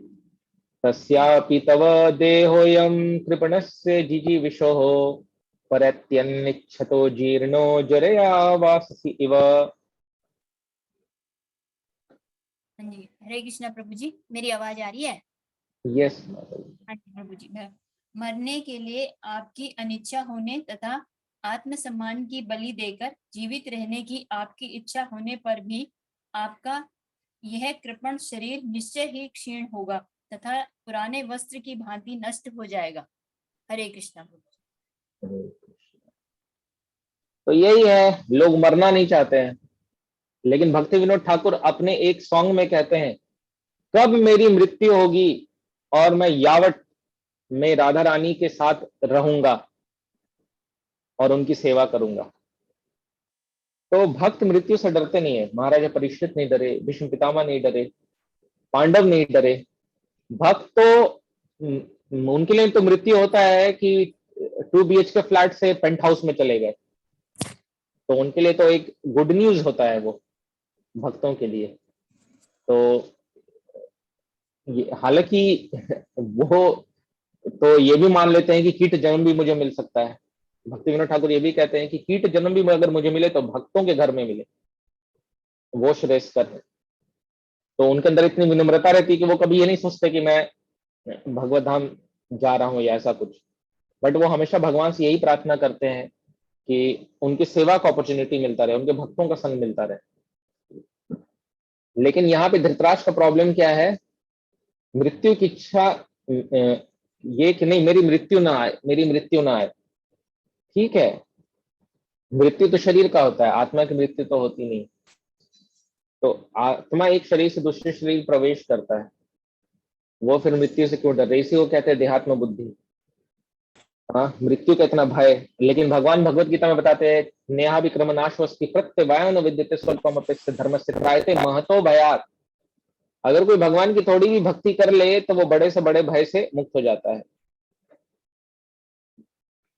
यस्साम में श्रूयमाणायाम कृष्ण परम पुरुषे भक्तिरुत्पद्यते पुंसाम शोक मोह भयापहा। तो जो भगवान के कथा का श्रवण करता है, कृष्ण परम श्रूयमाणायाम कृष्ण परम पुरुष, कृष्ण के नाम रूप गुण लीला कथा का श्रवण करता है, धाम उनके भक्तों के चरित्र का श्रवण करता है, उसको क्या लाभ मिलता है? भक्ति उत्पद्यते, हृदय में भक्ति जन्म लेती है और उसका क्या असर होता है? शोक मोह भय अपहा, तो शोक मोह और भय से वो मुक्त हो जाता है। तो अब धृतराष्ट्र मृत्यु से डर रहे थे और चाह रहे थे कि मैं जीवित रहूं, मृत्यु ना आए। मृत्यु तो इतने भय, इसका मतलब उन्होंने भक्ति नहीं किया और इतने भयभीत हैं कि दूसरों के ऊपर एक बोझ की तरह रह के जीने को भी रेडी थे। धृतराष्ट्र का क्या कार्यकलाप था? कुछ ऐसा तो नहीं था कि प्रीचिंग एक्टिविटी कुछ चल रहा था धृतराष्ट्र का। ऐसा भी नहीं थी कि जैसे उपनिषद में बताते हैं कि अगर कोई अपने जीवन का सदुपयोग कर रहा है तो वो लाखों वर्ष तक जिए, उसके लिए जीना मरना, जियो वा मरो वा, बात एक ही है उसके लिए। एक जो जीवन मुक्त भक्त होते हैं वो चाहे मरे चाहे जिए, उनके लिए तो कुछ डिफरेंस है नहीं, तो उनके वो कोई भय भी नहीं रहता है। अब यहाँ पे जो डिफरेंस महसूस करता है मरने और जीने में, उसी को भय होता है। लेकिन कौन डिफरेंस महसूस करता है मरने और जीने में? जो देहात्म बुद्धि में रहते हैं, जो आत्म तत्वों को नहीं जानते हैं, भगवत तत्वों को नहीं जानते, भक्ति तत्वों को नहीं जानते। जो जीव जो है वो बुरे को सोच कर डरता है कि मेरे साथ कुछ बुरा होगा। तो लेकिन बुरे को कौन सोचता है? तो वो भया भया द्वितीय निवेशतः स्यात्, भयम द्वितीय निवेशतः स्यात्। भागवतम में कहते हैं कि ईशादपि विपर्यय, कि जो भगवान से चीजों को भिन्न देखता है और अपने जीवन को भौतिक सुख भोग में लगाया है, अपने भोग की वस्तु समझ के इस संसार को, हर वस्तु को, अपने जीवन को, अपने शरीर को, वही भय में हमेशा रहता है, मृत्यु से भयभीत रहता है। तो लेकिन वो ये नहीं जानता है कि एक न एक दिन मृत्यु आनी ही आनी है।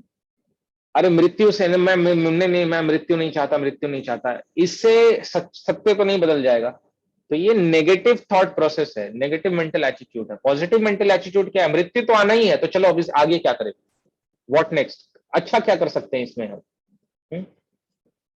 तो ये बहुत महत्वपूर्ण है। तो इसलिए हमें भी हमेशा इस बात को जानना चाहिए, मतलब हमेशा हमको इस बात का अवेयर रहना चाहिए, कॉन्शियस रहना चाहिए। जानते तो हम हैं लेकिन कॉन्शियस नहीं रहते हैं। हम लाइफ को ऐसे जी रहे होते, कई बार भक्ति में आने के बाद भी, इतना अपॉर्चुनिटी मिलने के बाद भी, मंद सुमंद मते मंद भाग्य उपद्रुता, भक्ति का अपॉर्चुनिटी मिलने के बाद भी हम क्या रहते हैं, उसको यूटिलाइज नहीं करते हैं।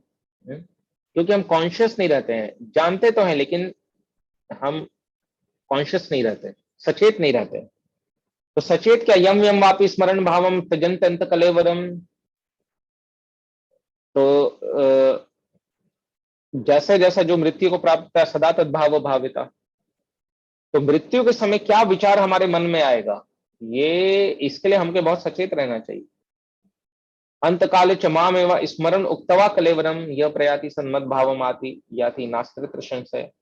जो कृष्ण का स्मरण करके मृत्यु को प्राप्त करेंगे वो कृष्ण को प्राप्त करेंगे, क्योंकि एब्सोल्यूट प्लेटफॉर्म पे।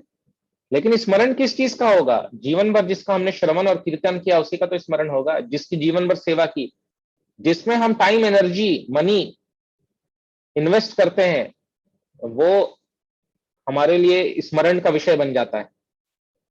जिसपे भी हम अपने physical energy, mental energy, intellectual energy को इन्वेस्ट करते हैं, जिसपे भी हम अपने समय को इन्वेस्ट करते हैं, जिसपे भी हम अपने एनर्जी को इन्वेस्ट करते हैं, और जिसपे भी हम अपने धन को, मनी को इन्वेस्ट करते हैं, टाइम एनर्जी एंड मनी, हमारी आसक्ति उस वस्तु के प्रति हो जाती है।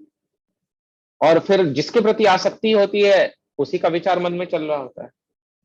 तो इसलिए हमें बहुत सावधान रहना चाहिए कि हम समय किस पे दे रहे हैं, हम अपना physical energy, mental energy, intellectual energy किस पे दे रहे हैं, और हम अपने धन को कहाँ लगा रहे हैं। इससे जब शिला प्रभुपाद के पुत्र आए धन मांगने के लिए शिला प्रभुपाद से, जब शिला प्रभुपाद संन्यास ले चुके थे, तो शिला प्रभुपाद ने मना कर दिया, मेरे पास पैसा नहीं, दुरुपयोग के लिए नहीं है तुम्हारे मेरे पास पैसा, हर एक पाई पाई कृष्ण का है, जहां सदुपयोग होगा वहीं लगाऊंगा, चाहे तुम मेरे पुत्र ही क्यों ना हो, चाहे तुम भूखे ही क्यों ना मर जाओ, तुम्हें पैसा तो नहीं दूंगा। यही तो बात थी शिला प्रभुपाद की। हाँ, हजारों लोगों को प्रसाद खिला दूंगा, कोई प्रॉब्लम नहीं है, खुद अपने हाथों से बना के खिलाऊंगा, बुक्स डिस्ट्रीब्यूट करूंगा, बुक्स छापूंगा। गुरु का जो आदेश है, मेरे जो गुरु का आदेश है वही मेरे लिए सर्वोपरि, और उस गुरु के आदेश के अंतर्गत जो करना होगा वो करूंगा। तो श्रीला प्रभुपाद इतने स्ट्रिक्ट थे। किसके लिए स्ट्रिक्ट थे? कृष्ण के प्रेम में इतने स्ट्रिक्ट थे। मैं उनके लिए कृष्ण ही सब कुछ थे। गुरु ऑफ कोर्स, मतलब कृष्ण मीन्स उनके गुरु का आदेश ही सब कुछ था, उसके आगे उनके लिए कोई कुछ नहीं था। तो ये श्रीला प्रभुपाद की लाइफ से, अपने एग्जाम्पल से, कि मटेरियलिस्टिक अटैचमेंट में आके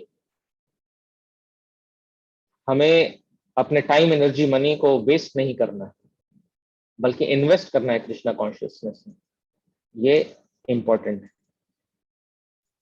तो धृतराष्ट्र जैसे लोग इसी ऐसे व्यक्तियों की सूचक है जो समझते हैं, जीना चाहते हैं, जान रहे कि मरना है, लेकिन मरने का उपाय नहीं करने के बजाय वो बस सोच रहे मैं जिंदा रह जाऊं, जिंदा रह जाऊं। ये सोचते सोचते अगला शरीर तो मिलेगा, लेकिन पता नहीं किसका मिलेगा, लेकिन अंतकाले च मामेव। तो इसलिए जीवन भर हमें कृष्ण कॉन्शियस रहना है हर तरीके से, मनसा काया वाचा, ये इंपॉर्टेंट। अब यहाँ पे श्रीला प्रभुपाद तात्पर्य में कुछ महत्वपूर्ण बातों का की चर्चा कर रहे हैं। तो श्रीला प्रभुपाद में बता रहे हैं कि दो तरह के लोग होते हैं, एक कृपण होते हैं, एक ब्राह्मण होते हैं। तो उसका उपनिषदों में भी बताया गया, यो वा एतद अक्षरम गार्गी विदित्वास्मान् लोकात् प्रयति स कृपणः। तो यह वा एतद अक्षरम गार्गी अविदित्वास्मान् लोकात् प्रयति स, जो मनुष्य जीवन के परम लक्ष्य को जाने बिना संसार से चला जाता है, अविदित्वास्मात् लोकात्, लोकात् लोक से, प्रयति चला जाता है, वो कृपण कहलाता है। लेकिन यह एतत् अक्षरम गार्गी विदित्वास्मान् लोकात् प्रयति स ब्राह्मण। लेकिन जो मनुष्य जीवन के परम लक्ष्य को जानता है और वैसा कार्य जीवन में करता है कि परम सिद्धि प्राप्त हो, अगर उस प्रकार से वो शरीर छोड़ता है तो उसको ब्राह्मण कहते हैं। ब्रह्म जानति इति ब्राह्मण। तो जो भगवान को तत्वतः जानता है, जन्म कर्म च मे दिव्यम एवं यो व्यक्ति तत्वतः त्यक्त्वा देहम पुनर्जन्म नैति मामेति स्वर्जुन। तो जो भगवान को तत्वतः जान गया है, अब कौन जान सकता है तत्वतः भगवान को? भक्त्या माम अभी जानाति यावान यस्यास्मि तत्वतः। तत्वतः भगवान को वही जान सकता है जो भगवान का भक्त है। लेकिन भगवान का भक्त कौन है? जो भगवान के भक्त का भक्त है, जो गुरु का भक्त। यस्य देवे परा भक्तिर यथा देवे तथा गुरु तस्येत कथते ही अर्थ प्रकाशन्ते महात्मनः। यह उपनिषदों में बताया गया है। यस्य देवे परा भक्तिर यथा देवे तथा गुरु। तो जिसको अपन गुरु पे और भगवान पे पूर्ण रूपेण विश्वास है, उनके वचनों पे विश्वास है, और वो विश्वास पात्र शिष्य की तरह गुरु की सेवा में लगा हुआ है, तस्येत कथते ही अर्थ प्रकाशन्ते महात्मा। उसी को ही जो शास्त्रों का गूढ़ अर्थ है वो समझ में प्रकाशित होता है। तेषाम एवानुकंपार्थम अहम अज्ञानम अजम तमः नाश्याम यात्म भावस्तो ज्ञान दीपेन भास्वत। भगवान भगवद गीता में कहते हैं कि तेषाम सतत युक्ता नाम भजताम प्रीति पूर्वकम। तो जो ऐसे भक्त होते हैं, तेषाम एव अनुकंपार्थम अहम अज्ञानम अजम तमः नाशयामी आत्मभावस्थो ज्ञान दीपेन भास। तो भगवान उसके हृदय में दिव्य ज्ञान प्रकाशित करते हैं। दिव्य ज्ञान हृदय प्रकाशित तो प्रेमा भक्ति यहां होते अविद्या विनाश जाते। तो प्रेम भक्ति जहां होता है वहां अविद्या का नाश होता है। तो प्रेम भक्ति, प्रेमी भक्त हमको होना चाहिए, कामी भक्त नहीं होना चाहिए, या लोभी भक्त नहीं होना चाहिए, क्रोधी भक्त नहीं होना चाहिए, ईर्ष्यालु भक्त नहीं होना चाहिए, द्वेषी भक्त नहीं होना चाहिए, और धोखाधड़ी वाला भक्त, चीटिंग डिवोटी नहीं होना चाहिए। प्रेमी भक्त एक ही है, प्रेमी भक्त होना चाहिए, वो महत्वपूर्ण है। तो जो प्रेमी भक्त होते हैं वही ब्राह्मण है असली में, क्योंकि वो समझ चुके हैं कि भाई दुखालय में शाश्वत में नहीं रहना है, ये भौतिक जगत में हमारा कृष्णेर स्वरूप, जीवेर स्वरूप ही कृष्णेरा नित्यदास। तो जो इस चीज को समझ चुके हैं कि लाइफ का एक ही पर्पस है, टू सर्व कृष्णा विद पूरे प्रेम के साथ। तो और भी कृपणा का डेफिनेशन दिया हुआ है शास्त्रों में। न वेद कृपण श्रेय आत्मन गुण वस्तु दृक् तस्य तानिच्छतो यच्चेद यदि सोपि तथा विदः। तो ये भी बताया गया कृपण कौन है, न वेद कृपण श्रेय आत्मनो गुण वस्तु दृक्। तो कृपण वो होते हैं जो आत्मा के लिए जो श्रेय है उसको नहीं जानते, आत्मा के लिए अल्टीमेट बेनिफिट क्या है। स वै पुंसाम परो धर्म ये तो भक्ति रदोक्षजे अहेतुकीय प्रतिहता ये आत्मा सुप्रसिद्धति। तो आत्मा के लिए जो श्रेयस्कर है वो है अध्यक्षज की भक्ति करना। कैसी भक्ति करना, बिना हेतु के, बिना रुकावट के।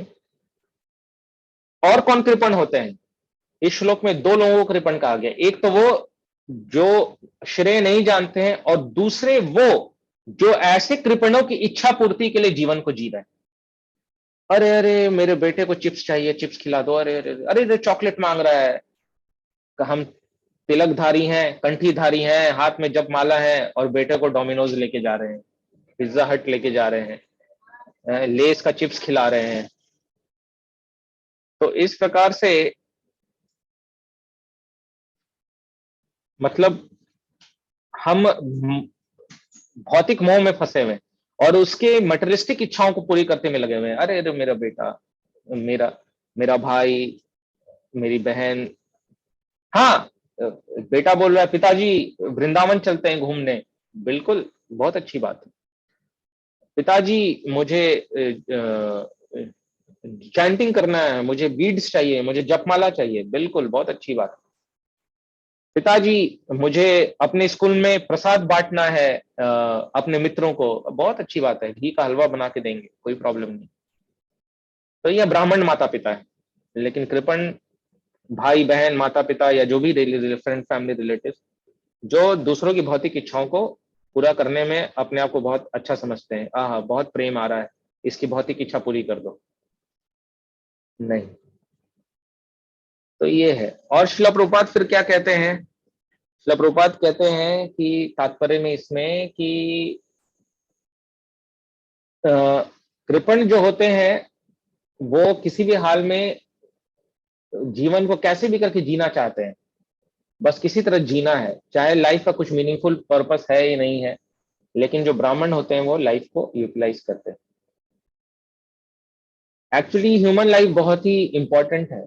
हमें ये जो ह्यूमन फॉर्म ऑफ लाइफ मिला है, इसके विषय में हमें समझना चाहिए। लब्ध्वा सो दुर्लभम इदम बहु संभवान्ते मनुष्यम अतदम अनित्यम अपीह धीर तूर्णम यतेत न पतेत यन मृत्यु यावन निश्रेषाय विषय सर्वतः खलु स्यात्। ऐसा भागवतम में 11वें कैंटो में बताते हैं, लब्ध्वा सुदुर्लभम इदम बहु संभवान्ते मनुष्यम अथदम अनित्यम अपीह धीर।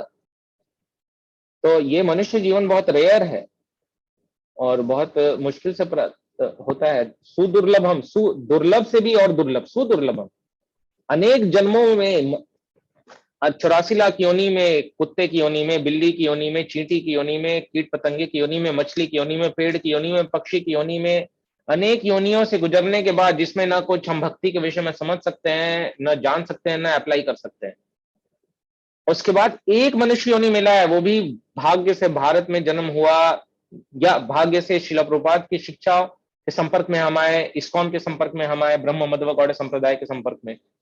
तो ये तो और भी सुदुर्लभम है। लब्ध्वा सुदुर्लभम एकदम बहु संभवान्ते मनुष्यम अर्थदम। अर्थदम मतलब अर्थदम, हमें परमार्थ की प्राप्ति करा सकता है, लेकिन अनित्य भी है। हम ये ना सोचे कि परमार्थ की प्राप्ति करा सकता है ना, ठीक, अभी तो टाइम है, अभी तो टाइम है, कर लेंगे कभी, अभी तो पड़ा हुआ है जीवन, आराम से कभी कभी कर लेंगे ध्यान पूर्वक जप। अभी क्या जरूरत है, अभी तो मोबाइल चलाते हुए कर लो, अभी तो टीवी देखते हुए कर लो, अभी तो गप करते हुए कर लो, अभी तो कुछ और सोचते हुए कर लो। नहीं, अनित्यम। अरे कब चला जाएगा। महाराजा परीक्षित को तो श्राप था 7 दिन में मरेंगे, हमें तो श्राप है कि पता ही नहीं कब मरेंगे। ये हाल है हमारा। महाराजा परीक्षित से बड़ा श्राप है हमें, अभी अगले सेकंड क्या हो जाएगा पता नहीं। तो अनित्यम अपीह धीर तूर्णम यतेत न पतेत यन मृत्यु यावन। तो कहा गया है कि जो धीर पुरुष है वो इसलिए मृत्यु से पहले जो है वो जीवन को सार्थक करने का प्रयास करते हैं। और जीवन को सार्थक करने का अर्थ क्या है, जीवन को सार्थक करने का है। तस्यैव हेतु प्रयते कोविदो न लभ्यते यद भ्रमताम उपरि यद तल्लभ्यते दुःखवद अन्यतः सुखम सर्वत्र कालेन गभीर ब्रह्मसा। वही चीज यहाँ पर भी कह रहे हैं कि तस्यैव हेतु प्रयते, जो धीर होते हैं वो उस चीज के लिए प्रयास करते हैं जो कि समय के साथ मिलने वाला नहीं है, लेकिन जो सुख और दुख है वो तो समय के साथ मिल जाएगा, उसके लिए प्रयास करने की आवश्यकता नहीं। इसलिए यहां पर भी कहा गया निःश्रेयसाय सर्वथा खलु स्यात्, विषय सर्वथा खलु स्यात्। तो जो श्रेय है, जो अल्टीमेट बेनिफिट है, उसके लिए प्रयास करना पड़ेगा, भगवत धाम जाने के लिए प्रयास करना पड़ेगा। विषय जो है सर्वथा खलु स्यात्, वो तो रेडिली अवेलेबल, उसके लिए प्रयास करने की आवश्यकता नहीं है। तो इसलिए मनुष्य जीवन बहुत ही इंपॉर्टेंट है और इसका हमें बहुत ही सदुपयोग करना आवश्यक है। तो हम इसका सदुपयोग करना चाहिए। ठीक है, हम आगे के श्लोक में और भी पॉइंट्स था, बट पॉइंट इज कि ये मनुष्य जीवन बहुत दुर्लभ है और हमें इसका सदुपयोग करना चाहिए कि अंत काले च मामेव, कि अंत में भगवान का स्मरण हो सके। श्लोक 26। गत स्वार्थमिमं देहं विरक्त मुक्त बंधनः अभिज्ञात गतिर् जह्यात स वै धीरोदाहृतः। हरे कृष्ण प्रभु जी। वह धीर कहलाता है जो किसी अज्ञात सुदूर स्थान को चला जाए और जब यह भौतिक शरीर व्यर्थ हो जाए तब सारे बंधनों से मुक्त होकर अपने शरीर को त्यागता है। तो जस्ट एक पॉइंट जो बहुत इंपॉर्टेंट था वो पिछले श्लोक से मुझे भी ध्यान आया। जैसे शिला प्रभुपाद, अगर मैं इंग्लिश का पॉइंट पढ़ूं तो शिला प्रभुपाद कहते हैं only by good luck does such a measurely man meet a self-realized soul like Vidura and by his instruction get rid of missiles and materials। तो केवल अच्छे भाग्य के कारण एक धृतराष्ट्र जैसा कृपण व्यक्ति किसी शुद्ध भक्त के शरण को प्राप्त करता है और भौतिक संसार से मुक्त हो जाता है। तो इसलिए प्रहलाद महाराज भी कहते हैं नैषा मतिस्तावत उरुक्रमांगे स्पृश्यत्य अनर्थापगमो यद अर्थम महीयसम पाद रजोभिषेकम निष्किंचन नाम न वृणीत यावत। तो कहते हैं कि नैषा मतिस्तावत उदुक्रमग्रामी स्पृश्यत्य अनर्थापगमो यदर्थम। तो लोगों की मति कृष्ण में तब तक नहीं लग सकती और अनर्थों का नाश तब तक नहीं हो सकता जब तक कि वो भगवान की जो शुद्ध भक्त है महीयसाम पाद रजोभिषेकम, उनके चरणों के धूल को अपने सर पे न लगा ले। अब इस श्लोक में अगेन वही बात कह रहे हैं जो पिछला भी हमने चर्चा किया कि अपने मनुष्य जीवन को सही, ये जो शरीर मिला, मनुष्य शरीर मिला, उसको सदुपयोग करना बहुत आवश्यक है। जैसा कि भागवत में बताया गया है नृदेह माध्यम सुलभम सुदुर्लभम प्लवम सुकल्पम गुरु कर्णधारम मया कुलेन नभस्वतेरितम पुमान भवाब्धीन न तरेत आत्महा। तो बता रहे हैं भागवतम के 11 कैंटों में नृदेहम सुलभम नृदेहम आद्यम सुलभम सुदुर्लभम। तो वही चीज है अगेन की दुर्लभ है। बार बार भागवतम ये कह रहा है मनुष्य जीवन बहुत दुर्लभ है। तो इसका सदुपयोग कैसे किया जाता है? प्लवम सुकल्पम गुरु कर्णधारम। ये मनुष्य शरीर जो एक नाव की तरह है और कैप्टन कौन है? गुरु। कैप्टन के बिना शिप इधर उधर भागेगा। तो हमको जीवन में गुरु का होना बहुत आवश्यक है और गुरु के हाथों में अपने शिप का बागडोर, गुरु जैसा घुमाएंगे वैसा घूमेंगे हम। हमारे जीवन को गुरु जैसा घुमाएंगे वैसा घूमेंगे। ये नहीं कि कैप्टन घुमाने लगे तो हमने हाथ पकड़ लिया, उधर मत घुमाओ, क्या कर रहे हो, मुझे इधर जाना है, तो फिर एक्सीडेंट हो जाएगा, कोई फायदा नहीं। तो गुरु कर्णधारम मयानुकूलेन नमस्वतेरितम। फिर भगवान बता रहे हैं कि ठीक है, गुरु तो है एक्सपर्ट कैप्टन, लेकिन गुरु भी किसका सपोर्ट लेते हैं? या कैप्टन जो है नाव का किसका सपोर्ट लेता है? हवा का सपोर्ट लेता है। अपने जो रडर है या तिरपाल है उसको एडजस्ट करता है हवा के हिसाब से, हवा को यूटिलाइज करता है। तो उसी तरह से गुरु भी किसको यूटिलाइज करते हैं? भगवान के इंस्ट्रक्शंस को। मैं कुलेन नभस्वतेरितम। इतना होने पर भी अगर कोई भवाब्धिम न तरेत आत्मा, अगर कोई इस भव सागर को पार नहीं पाता है तो वो आत्महा है, या वो अपना ही हत्यारा है। हमें कोई मारने आएगा तो हम भागेंगे ना, अगर कोई पिस्तल लेके हमें मारने आएगा तो हम भागेंगे, अरे अरे दुश्मन दुश्मन, लेकिन हम खुद ही अपने दुश्मन है। अगर हम भक्ति को सीरियसली नहीं कर रहे हैं, हम साइंटिफिक तरीके से नहीं कर रहे हैं, सारे डूज एंड डोंट्स को फॉलो करते हुए, तो फिर तो हम खुद के ही दुश्मन है, आत्मा हत्यारे हैं। तो ये बात हमें समझना बहुत आवश्यक है। तो जैसे श्री प्रभुपाद तात्पर्य में कहते हैं कि नरोत्तम दास ठाकुर ने गाया है, मनुष्य जन्म पाया राधा कृष्ण नाम भजिया, जानिया सुनिया वेश खाइनो, गोलोकेरा प्रेम धना, हरि नाम संकीर्तना, रति न जन्मी लोके निता। तो नरोत्तम दास ठाकुर कहते हैं मनुष्य जन्म पाई राधा कृष्ण ना भजिया। तो अगेन वही बात है, अगर मनुष्य जन्म मिल जाने के बाद राधा कृष्ण का भजन नहीं करके कुछ और कर रहे हैं तो विष खाने के, जानिए सुनिए विष खाएंगे। अभी तो सुन लिया शास्त्र, सब समझ लिया, फिर भी जान सुन के विष खा रहे हैं। अगर शिला प्रभुपाद कहते हैं अगर कोई भगवान की भक्ति नहीं कर रहा है मनुष्य जीवन मिलने के बाद भी, तो उसका कॉन्सिक्वेंसेस क्या होगा? उसका जीवन हमेशा ही एंग्जाइटी और फियर से भरा रहेगा। उसका उसका लाइफ जो हमेशा वो दुखों से भरा रहेगा। शिला प्रभुपाद कहते हैं जो मनुष्य शरीर है वो विशेष रूप से भगवान के विषय में ज्ञान प्राप्त करने, भगवान के दिव्य प्रेममय सेवा के विषय में ज्ञान प्राप्त करने के लिए, और अगर वो ऐसा नहीं करता है तो फिर उसका जीवन कुंठा और व्यथा से पूर्ण रूप से भर जाता है।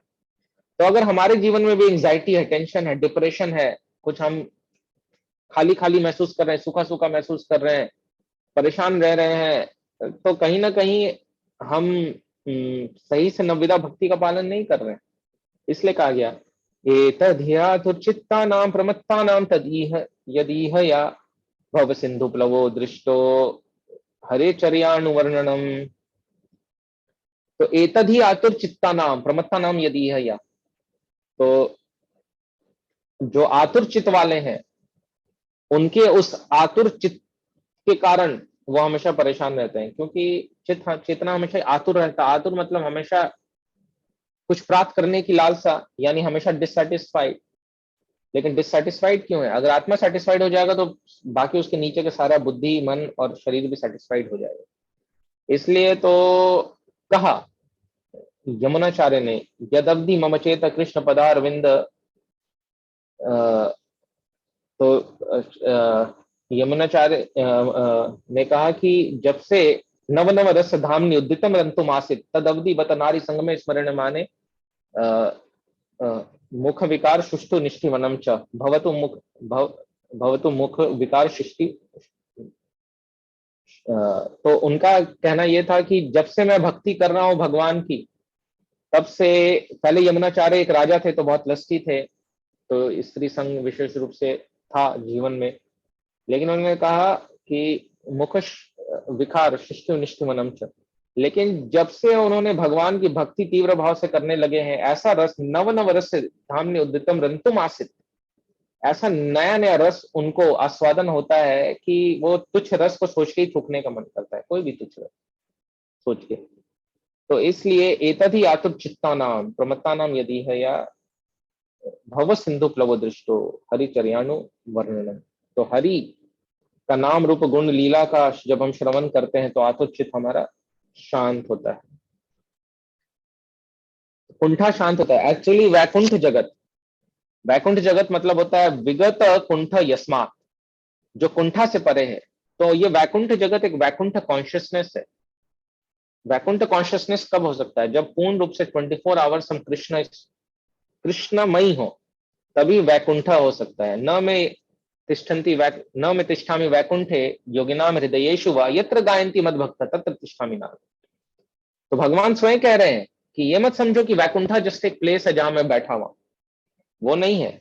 हर वो जगह वैकुंठ है जहां यत्र गायंती मद भक्ता, गायंती मतलब प्लूरल है, गायंती मतलब बहुत सारे भक्त, अकेले बैठ के नहीं, निर्जन भजन नहीं, संकीर्तन, नाम संकीर्तन ये सर्व पाप प्रणाशनम प्रणमो दुख शनम प्रणामो दुख शनम शमनम तम नमामि हरिम परम। तो नाम संकीर्तन, संकीर्तन जहां पे है वहां पे ना सर्व पाप प्रणाशन प्रणामो दुख शमनम। तो जहां पे नाम संकीर्तन के माध्यम से भगवान की भक्ति हो रही है वहां सारे दुख का शमन हो जाता है। तो भक्तों के एसोसिएशन में जब भगवान का कीर्तन होता है तो वो स्थान वैकुंठ बन जाता है। वैकुंठ मतलब विगत कुंठ यस्मात्, कुंठा से परे हो जाना। तो इसलिए उद्धव भी कहते हैं तस्माद् भवन्तम् अनवद्यम् अनंत पारम सर्वज्ञम ईश्वरम अकुंठ विकुंठ धिष्णम निर्विण्ण धीर अहमूहे वृजनाभितप्तो नारायण नरसखम शरणम प्रपद्ये।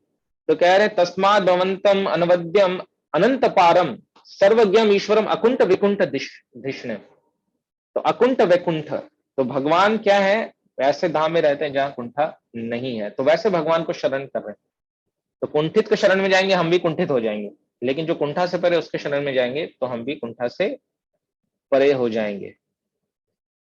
तो इसके लिए धीर होना बहुत जरूरी है। जैसे यहाँ भी उद्धव भी बोले थे निर्विण्ण धीर अहम वो वृजनाभिताप्तो।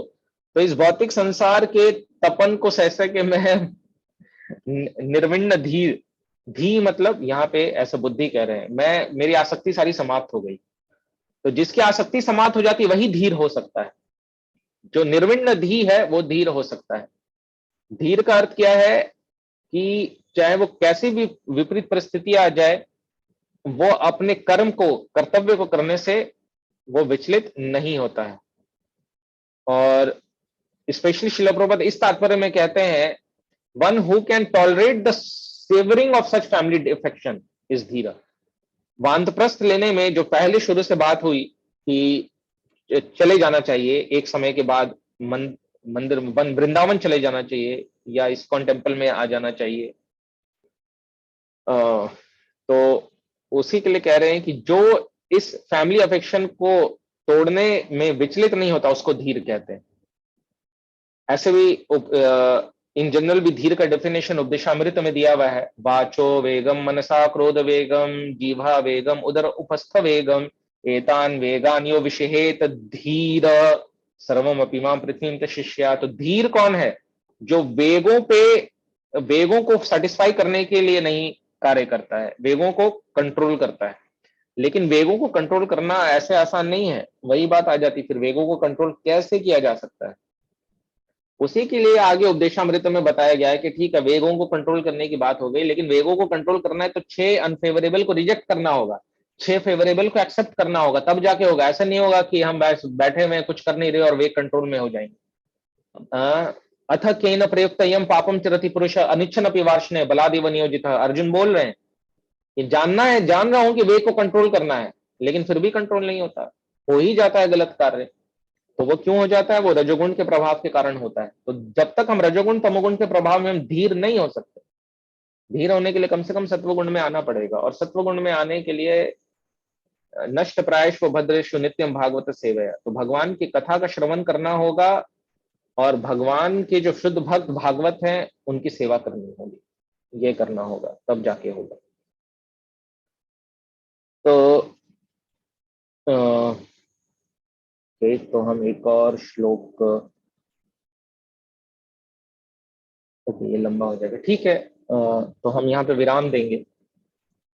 सो अगर आप में से किसी कोई प्रश्न कोई कमेंट है तो आप कह सकते हैं, रिलेशन शेयर कर सकते हैं, कुछ ऐड करना कर सकते हैं। हरे कृष्णा प्रभु जी और माता जी, आपसे अगर कोई प्रश्न है तो आप अनम्यूट करके पूछ सकते हैं।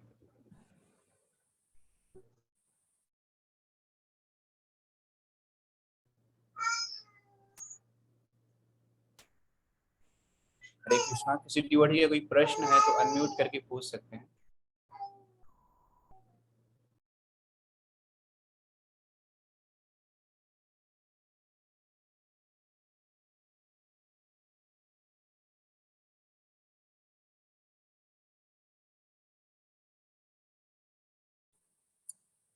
हरे कृष्णा प्रभु जी, दंडवत प्रणाम। हरे कृष्णा माता जी, दंड प्रणाम।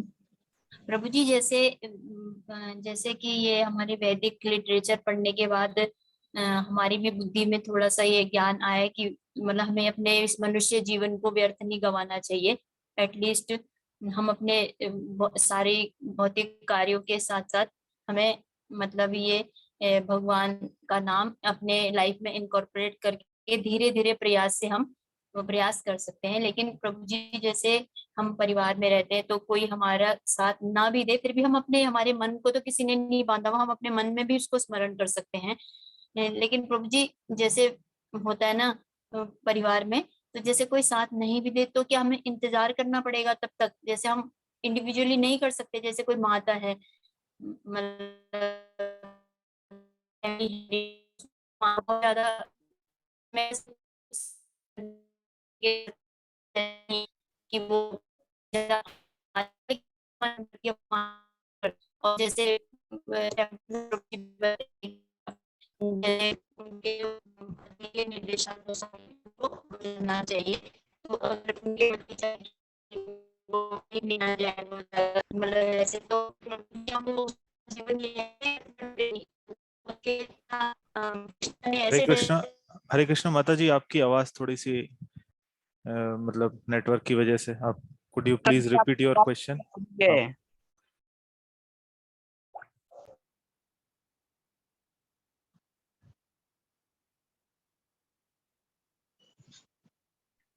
हाँ हाँ, क्वेश्चन उतना समझ में नहीं आया बाद में।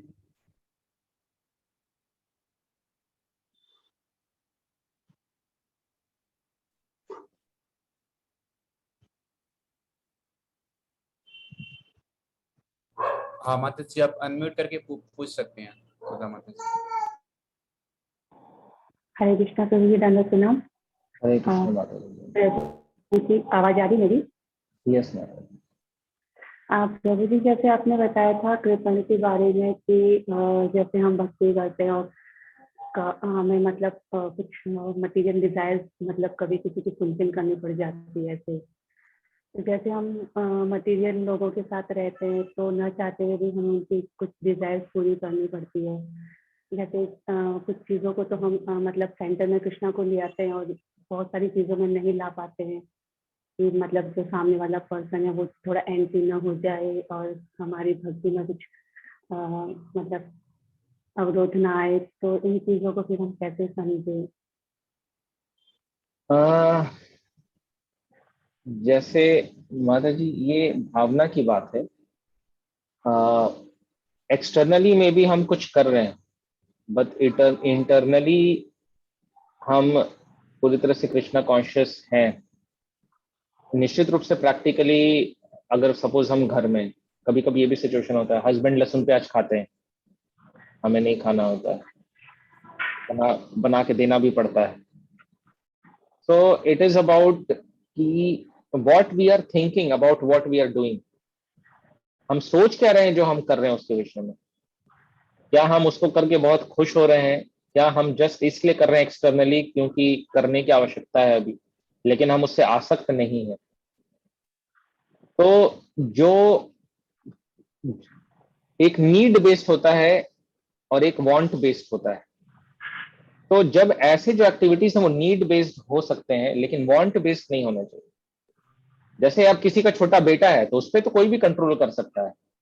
छोटे बेटे को कोई भी कह सकता है, अगर माता पिता डिवोटी हैं और छोटा बेटा बोल रहा है कि मुझे डोमिनोज में खाना है जाके, मुझे बर्गर खाना है जाके, तो छोटे बच्चे को चुप कराया जा सकता है उसमें, क्योंकि माता पिता के कंट्रोल में है वो, नहीं नहीं खाना है।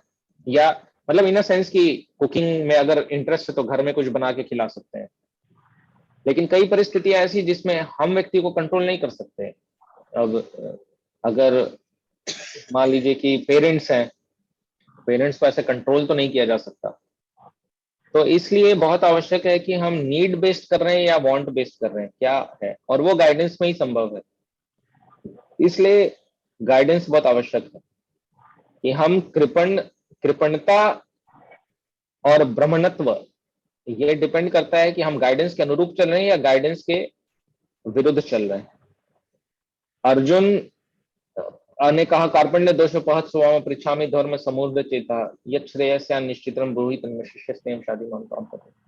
तो बोले थे कार्पण्य दोष से ग्रसित हो गया हूं, इसलिए आपकी बात नहीं मान रहा हूं मैं, नहीं तो मुझे आपकी बात माननी चाहिए थी, आप जो कहेंगे मुझे मानना चाहिए। तो कार्पण्य दोष का अर्थ है गाइडेंस एक्सेप्ट नहीं करना, इसको कहते हैं कार्पण्य कृपणता। तो अगर हम बहुत एकदम पर्टिकुलर डेफिनेशन समझे तो हमें जो गाइडेंस हमारे काउंसलर या गुरु दे रहे हैं, अगर उस गाइडेंस को हम एक्सेप्ट नहीं कर रहे हैं तो हम कृपण। तो हमारे सिचुएशन में कभी हो सकता गाइडेंस हो कि गुरु कह दे कि ठीक है आप क्या कर सकते हैं, आपको बना के खिलाना है, लेकिन धीरे धीरे कनेक्ट भी करने का प्रयास करिए, मंदिर लेके आइए, मंदिर का प्रसाद खिलाइए, धीरे धीरे वो भक्त बनेंगे तो छूट जाएगा। तो ऐसा भी गाइडेंस होता है।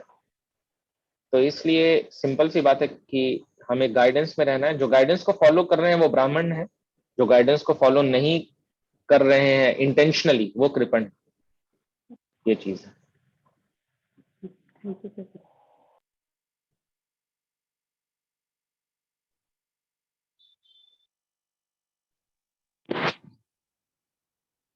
हरे कृष्णा प्रभु जी। हरे कृष्णा।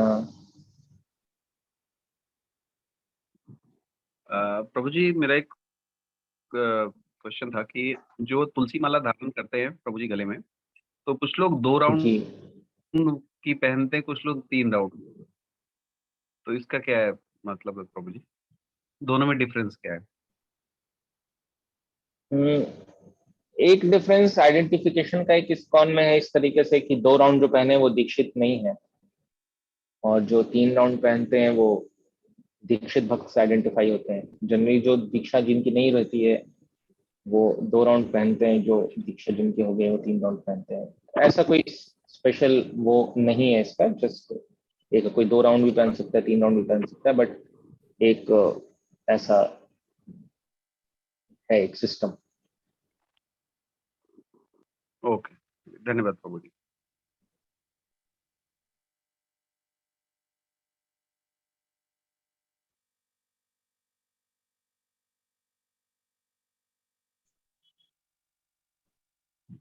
हरे कृष्णा प्रभु जी, दंडवत प्रणाम। ऐसे उसको इस तरह से भी समझ सकते हैं कि कोई अगर 2 राउंड की रस्सी से बंधा हुआ है तो थोड़ा कम बंधा हुआ है, कोई 3 राउंड की रस्सी से बंधा है तो ज्यादा बंध गया है, तो वो भी एक ठीक है। प्रभु जी जो 1 राउंड से बंधा है वो बिल्कुल कम। वो छुड़ा के भाग जाएगा, कभी भी भाग सकता है।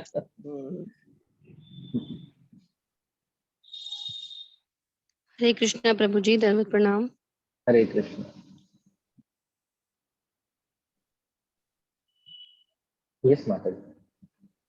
हरे कृष्ण।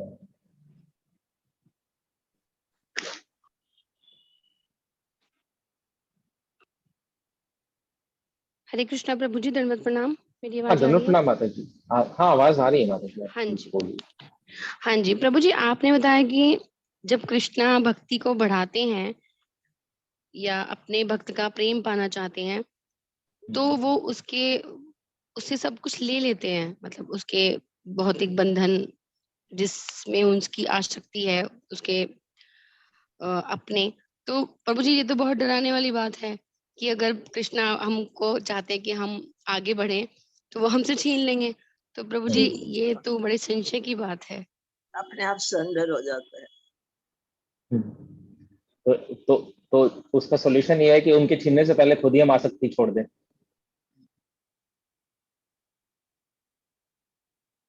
माता पिता भी तो छीन लेते हैं ना मोबाइल।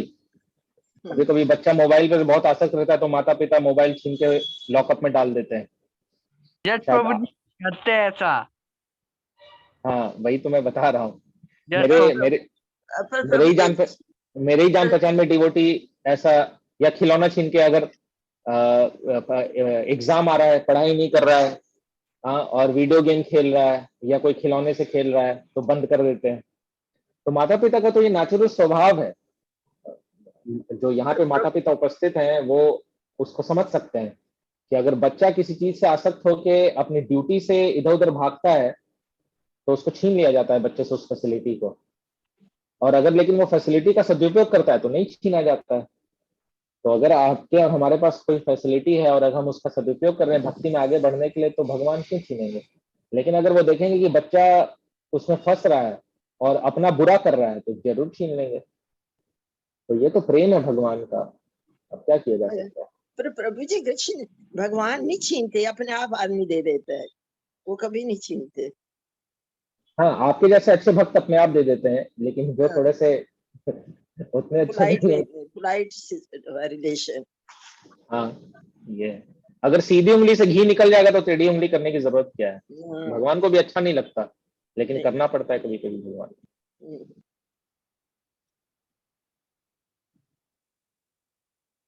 ठीक है प्रभु जी, हरे कृष्णा, धन्यवाद। हरे कृष्ण।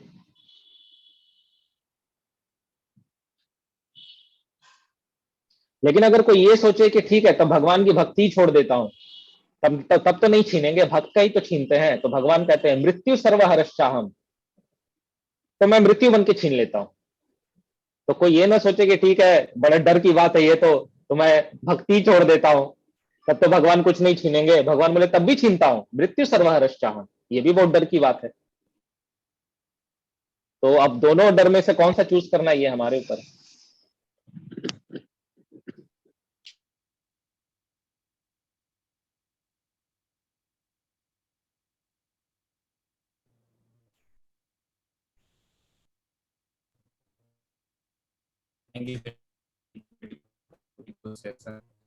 आज के समय वर्णाश्रम धर्म के बारे में इस पर से हमें छोड़कर वर्णाश्रम धर्म का पालन करना चाहिए। प्रभुपाद जी वर्णाश्रम पर काफी जोर देते थे कि हमें जो वर्णाश्रम धर्म है और हर सभी जो चाहे वो आध्यात्मिक वर्ग हो, सामाजिक वर्ग हो, सभी को इस धर्म का पालन चाहिए। तो हम अगर धृतराष्ट्र की तरह आसक्त हो जाएंगे तो फिर उसी प्रकार से हमें दंड भुगतना पड़ेगा। बहुत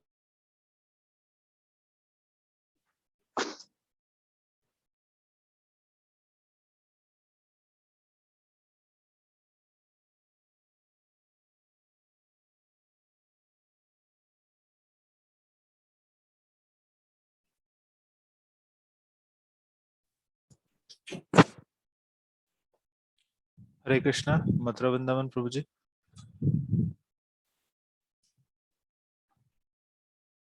आपकी आवाज नहीं आ रही, आप अनम्यूट कर लीजिए। तो प्रभु जी ने काफी सुंदर एग्जाम्पल से समझाया हम सबको कि किस प्रकार से हमें आसक्ति रहित जीवन व्यतीत करना चाहिए। अगर नहीं करते हैं फिर हमें काफी वो हमारी जो स्थिति दुखदायी हो सकती है। जिस प्रकार से यहाँ पर धृतराष्ट्र का सब कुछ हरा जा चुका था काल के द्वारा, उनके पुत्र भी मारे जा चुके थे, फिर भी वो अपने सिंहासन के बंधन में बंधे हुए थे। एक समय ऐसा था कि वो अपने इतना मोह में पागल हो गए थे कि भीम को मारने के लिए भी आतुर हो गए थे। इतना वो आसक्त से अपने बच्चों से, अपने राजगद्दी से, अपने जीवन से प्राण त्यागना नहीं चाह रहे थे। लेकिन विदु जैसे भक्त कृपा से उन्हें ज्ञान की प्राप्ति हुई और वो फिर वर्णाश्रम धर्म के शरण में गए और उन्होंने वानप्रस्थ स्वीकार किया। फिर प्रभु जी ने समझाया कि हमें जो उनका जो अल्टीमेट गोल है उसके लिए प्रयास करना चाहिए। तो छोटे छोटे जो सुख दुख हैं वो तो समय के अनुसार आते जाते रहते हैं, वो हम नहीं चाहेंगे फिर भी हमें सुख दुख आएगा हमारे कर्मों के अनुसार। तो जो हमारे जीवन का अल्टीमेट लक्ष्य है उसके लिए प्रयास करना है। तो आइए प्रभु जी को धन्यवाद करते हैं एक बार महामंत्र बोलकर। Hare Krishna Krishna Krishna Krishna Hare Hare, Hare Ram Ram Ram Ram Ram Hare Hare. Thank you very much prabhu ji for beautiful session. और देवकी माता जी का ही बहुत, आप सभी भक्तों का ही बहुत बहुत धन्यवाद स्वयं पर कक्षा में उपस्थित होने के लिए। और हम आशा करते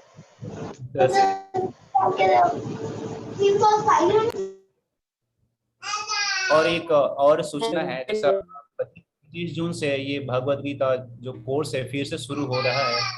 तो आप सब लोग अपने फ्रेंड को, रिलेटिव को, सबको इनविटेशन भेजिए। उस गूगल फॉर्म का लिंक है उसको भेज सकते हैं। आशीष प्रभु जी हर ग्रुप में सेंड करते हैं, तो उसको अपने फ्रेंड को, कॉलेज के मित्र हैं या ऑफिस में जो मित्र हैं उनको भेज सकते हैं। और जैसे मंदिर में बहुत लोग सेवा भी कर रहे हैं, रोज रोज रजिस्ट्रेशन करने के लिए जाते हैं, वहाँ भी कोई आना चाहता है सेवा देने के लिए, वो भी आ सकते हैं। तो हर ग्रुप में लिंक जाता है, वो लिंक आप शेयर कर सकते हैं सबसे। Hare Krishna. Thank you very much prabhu ji और माता जी। आप सभी का बहुत बहुत धन्यवाद। आपके एसोसिएशन में मुझे बहुत अच्छा लगा। हरे कृष्णा।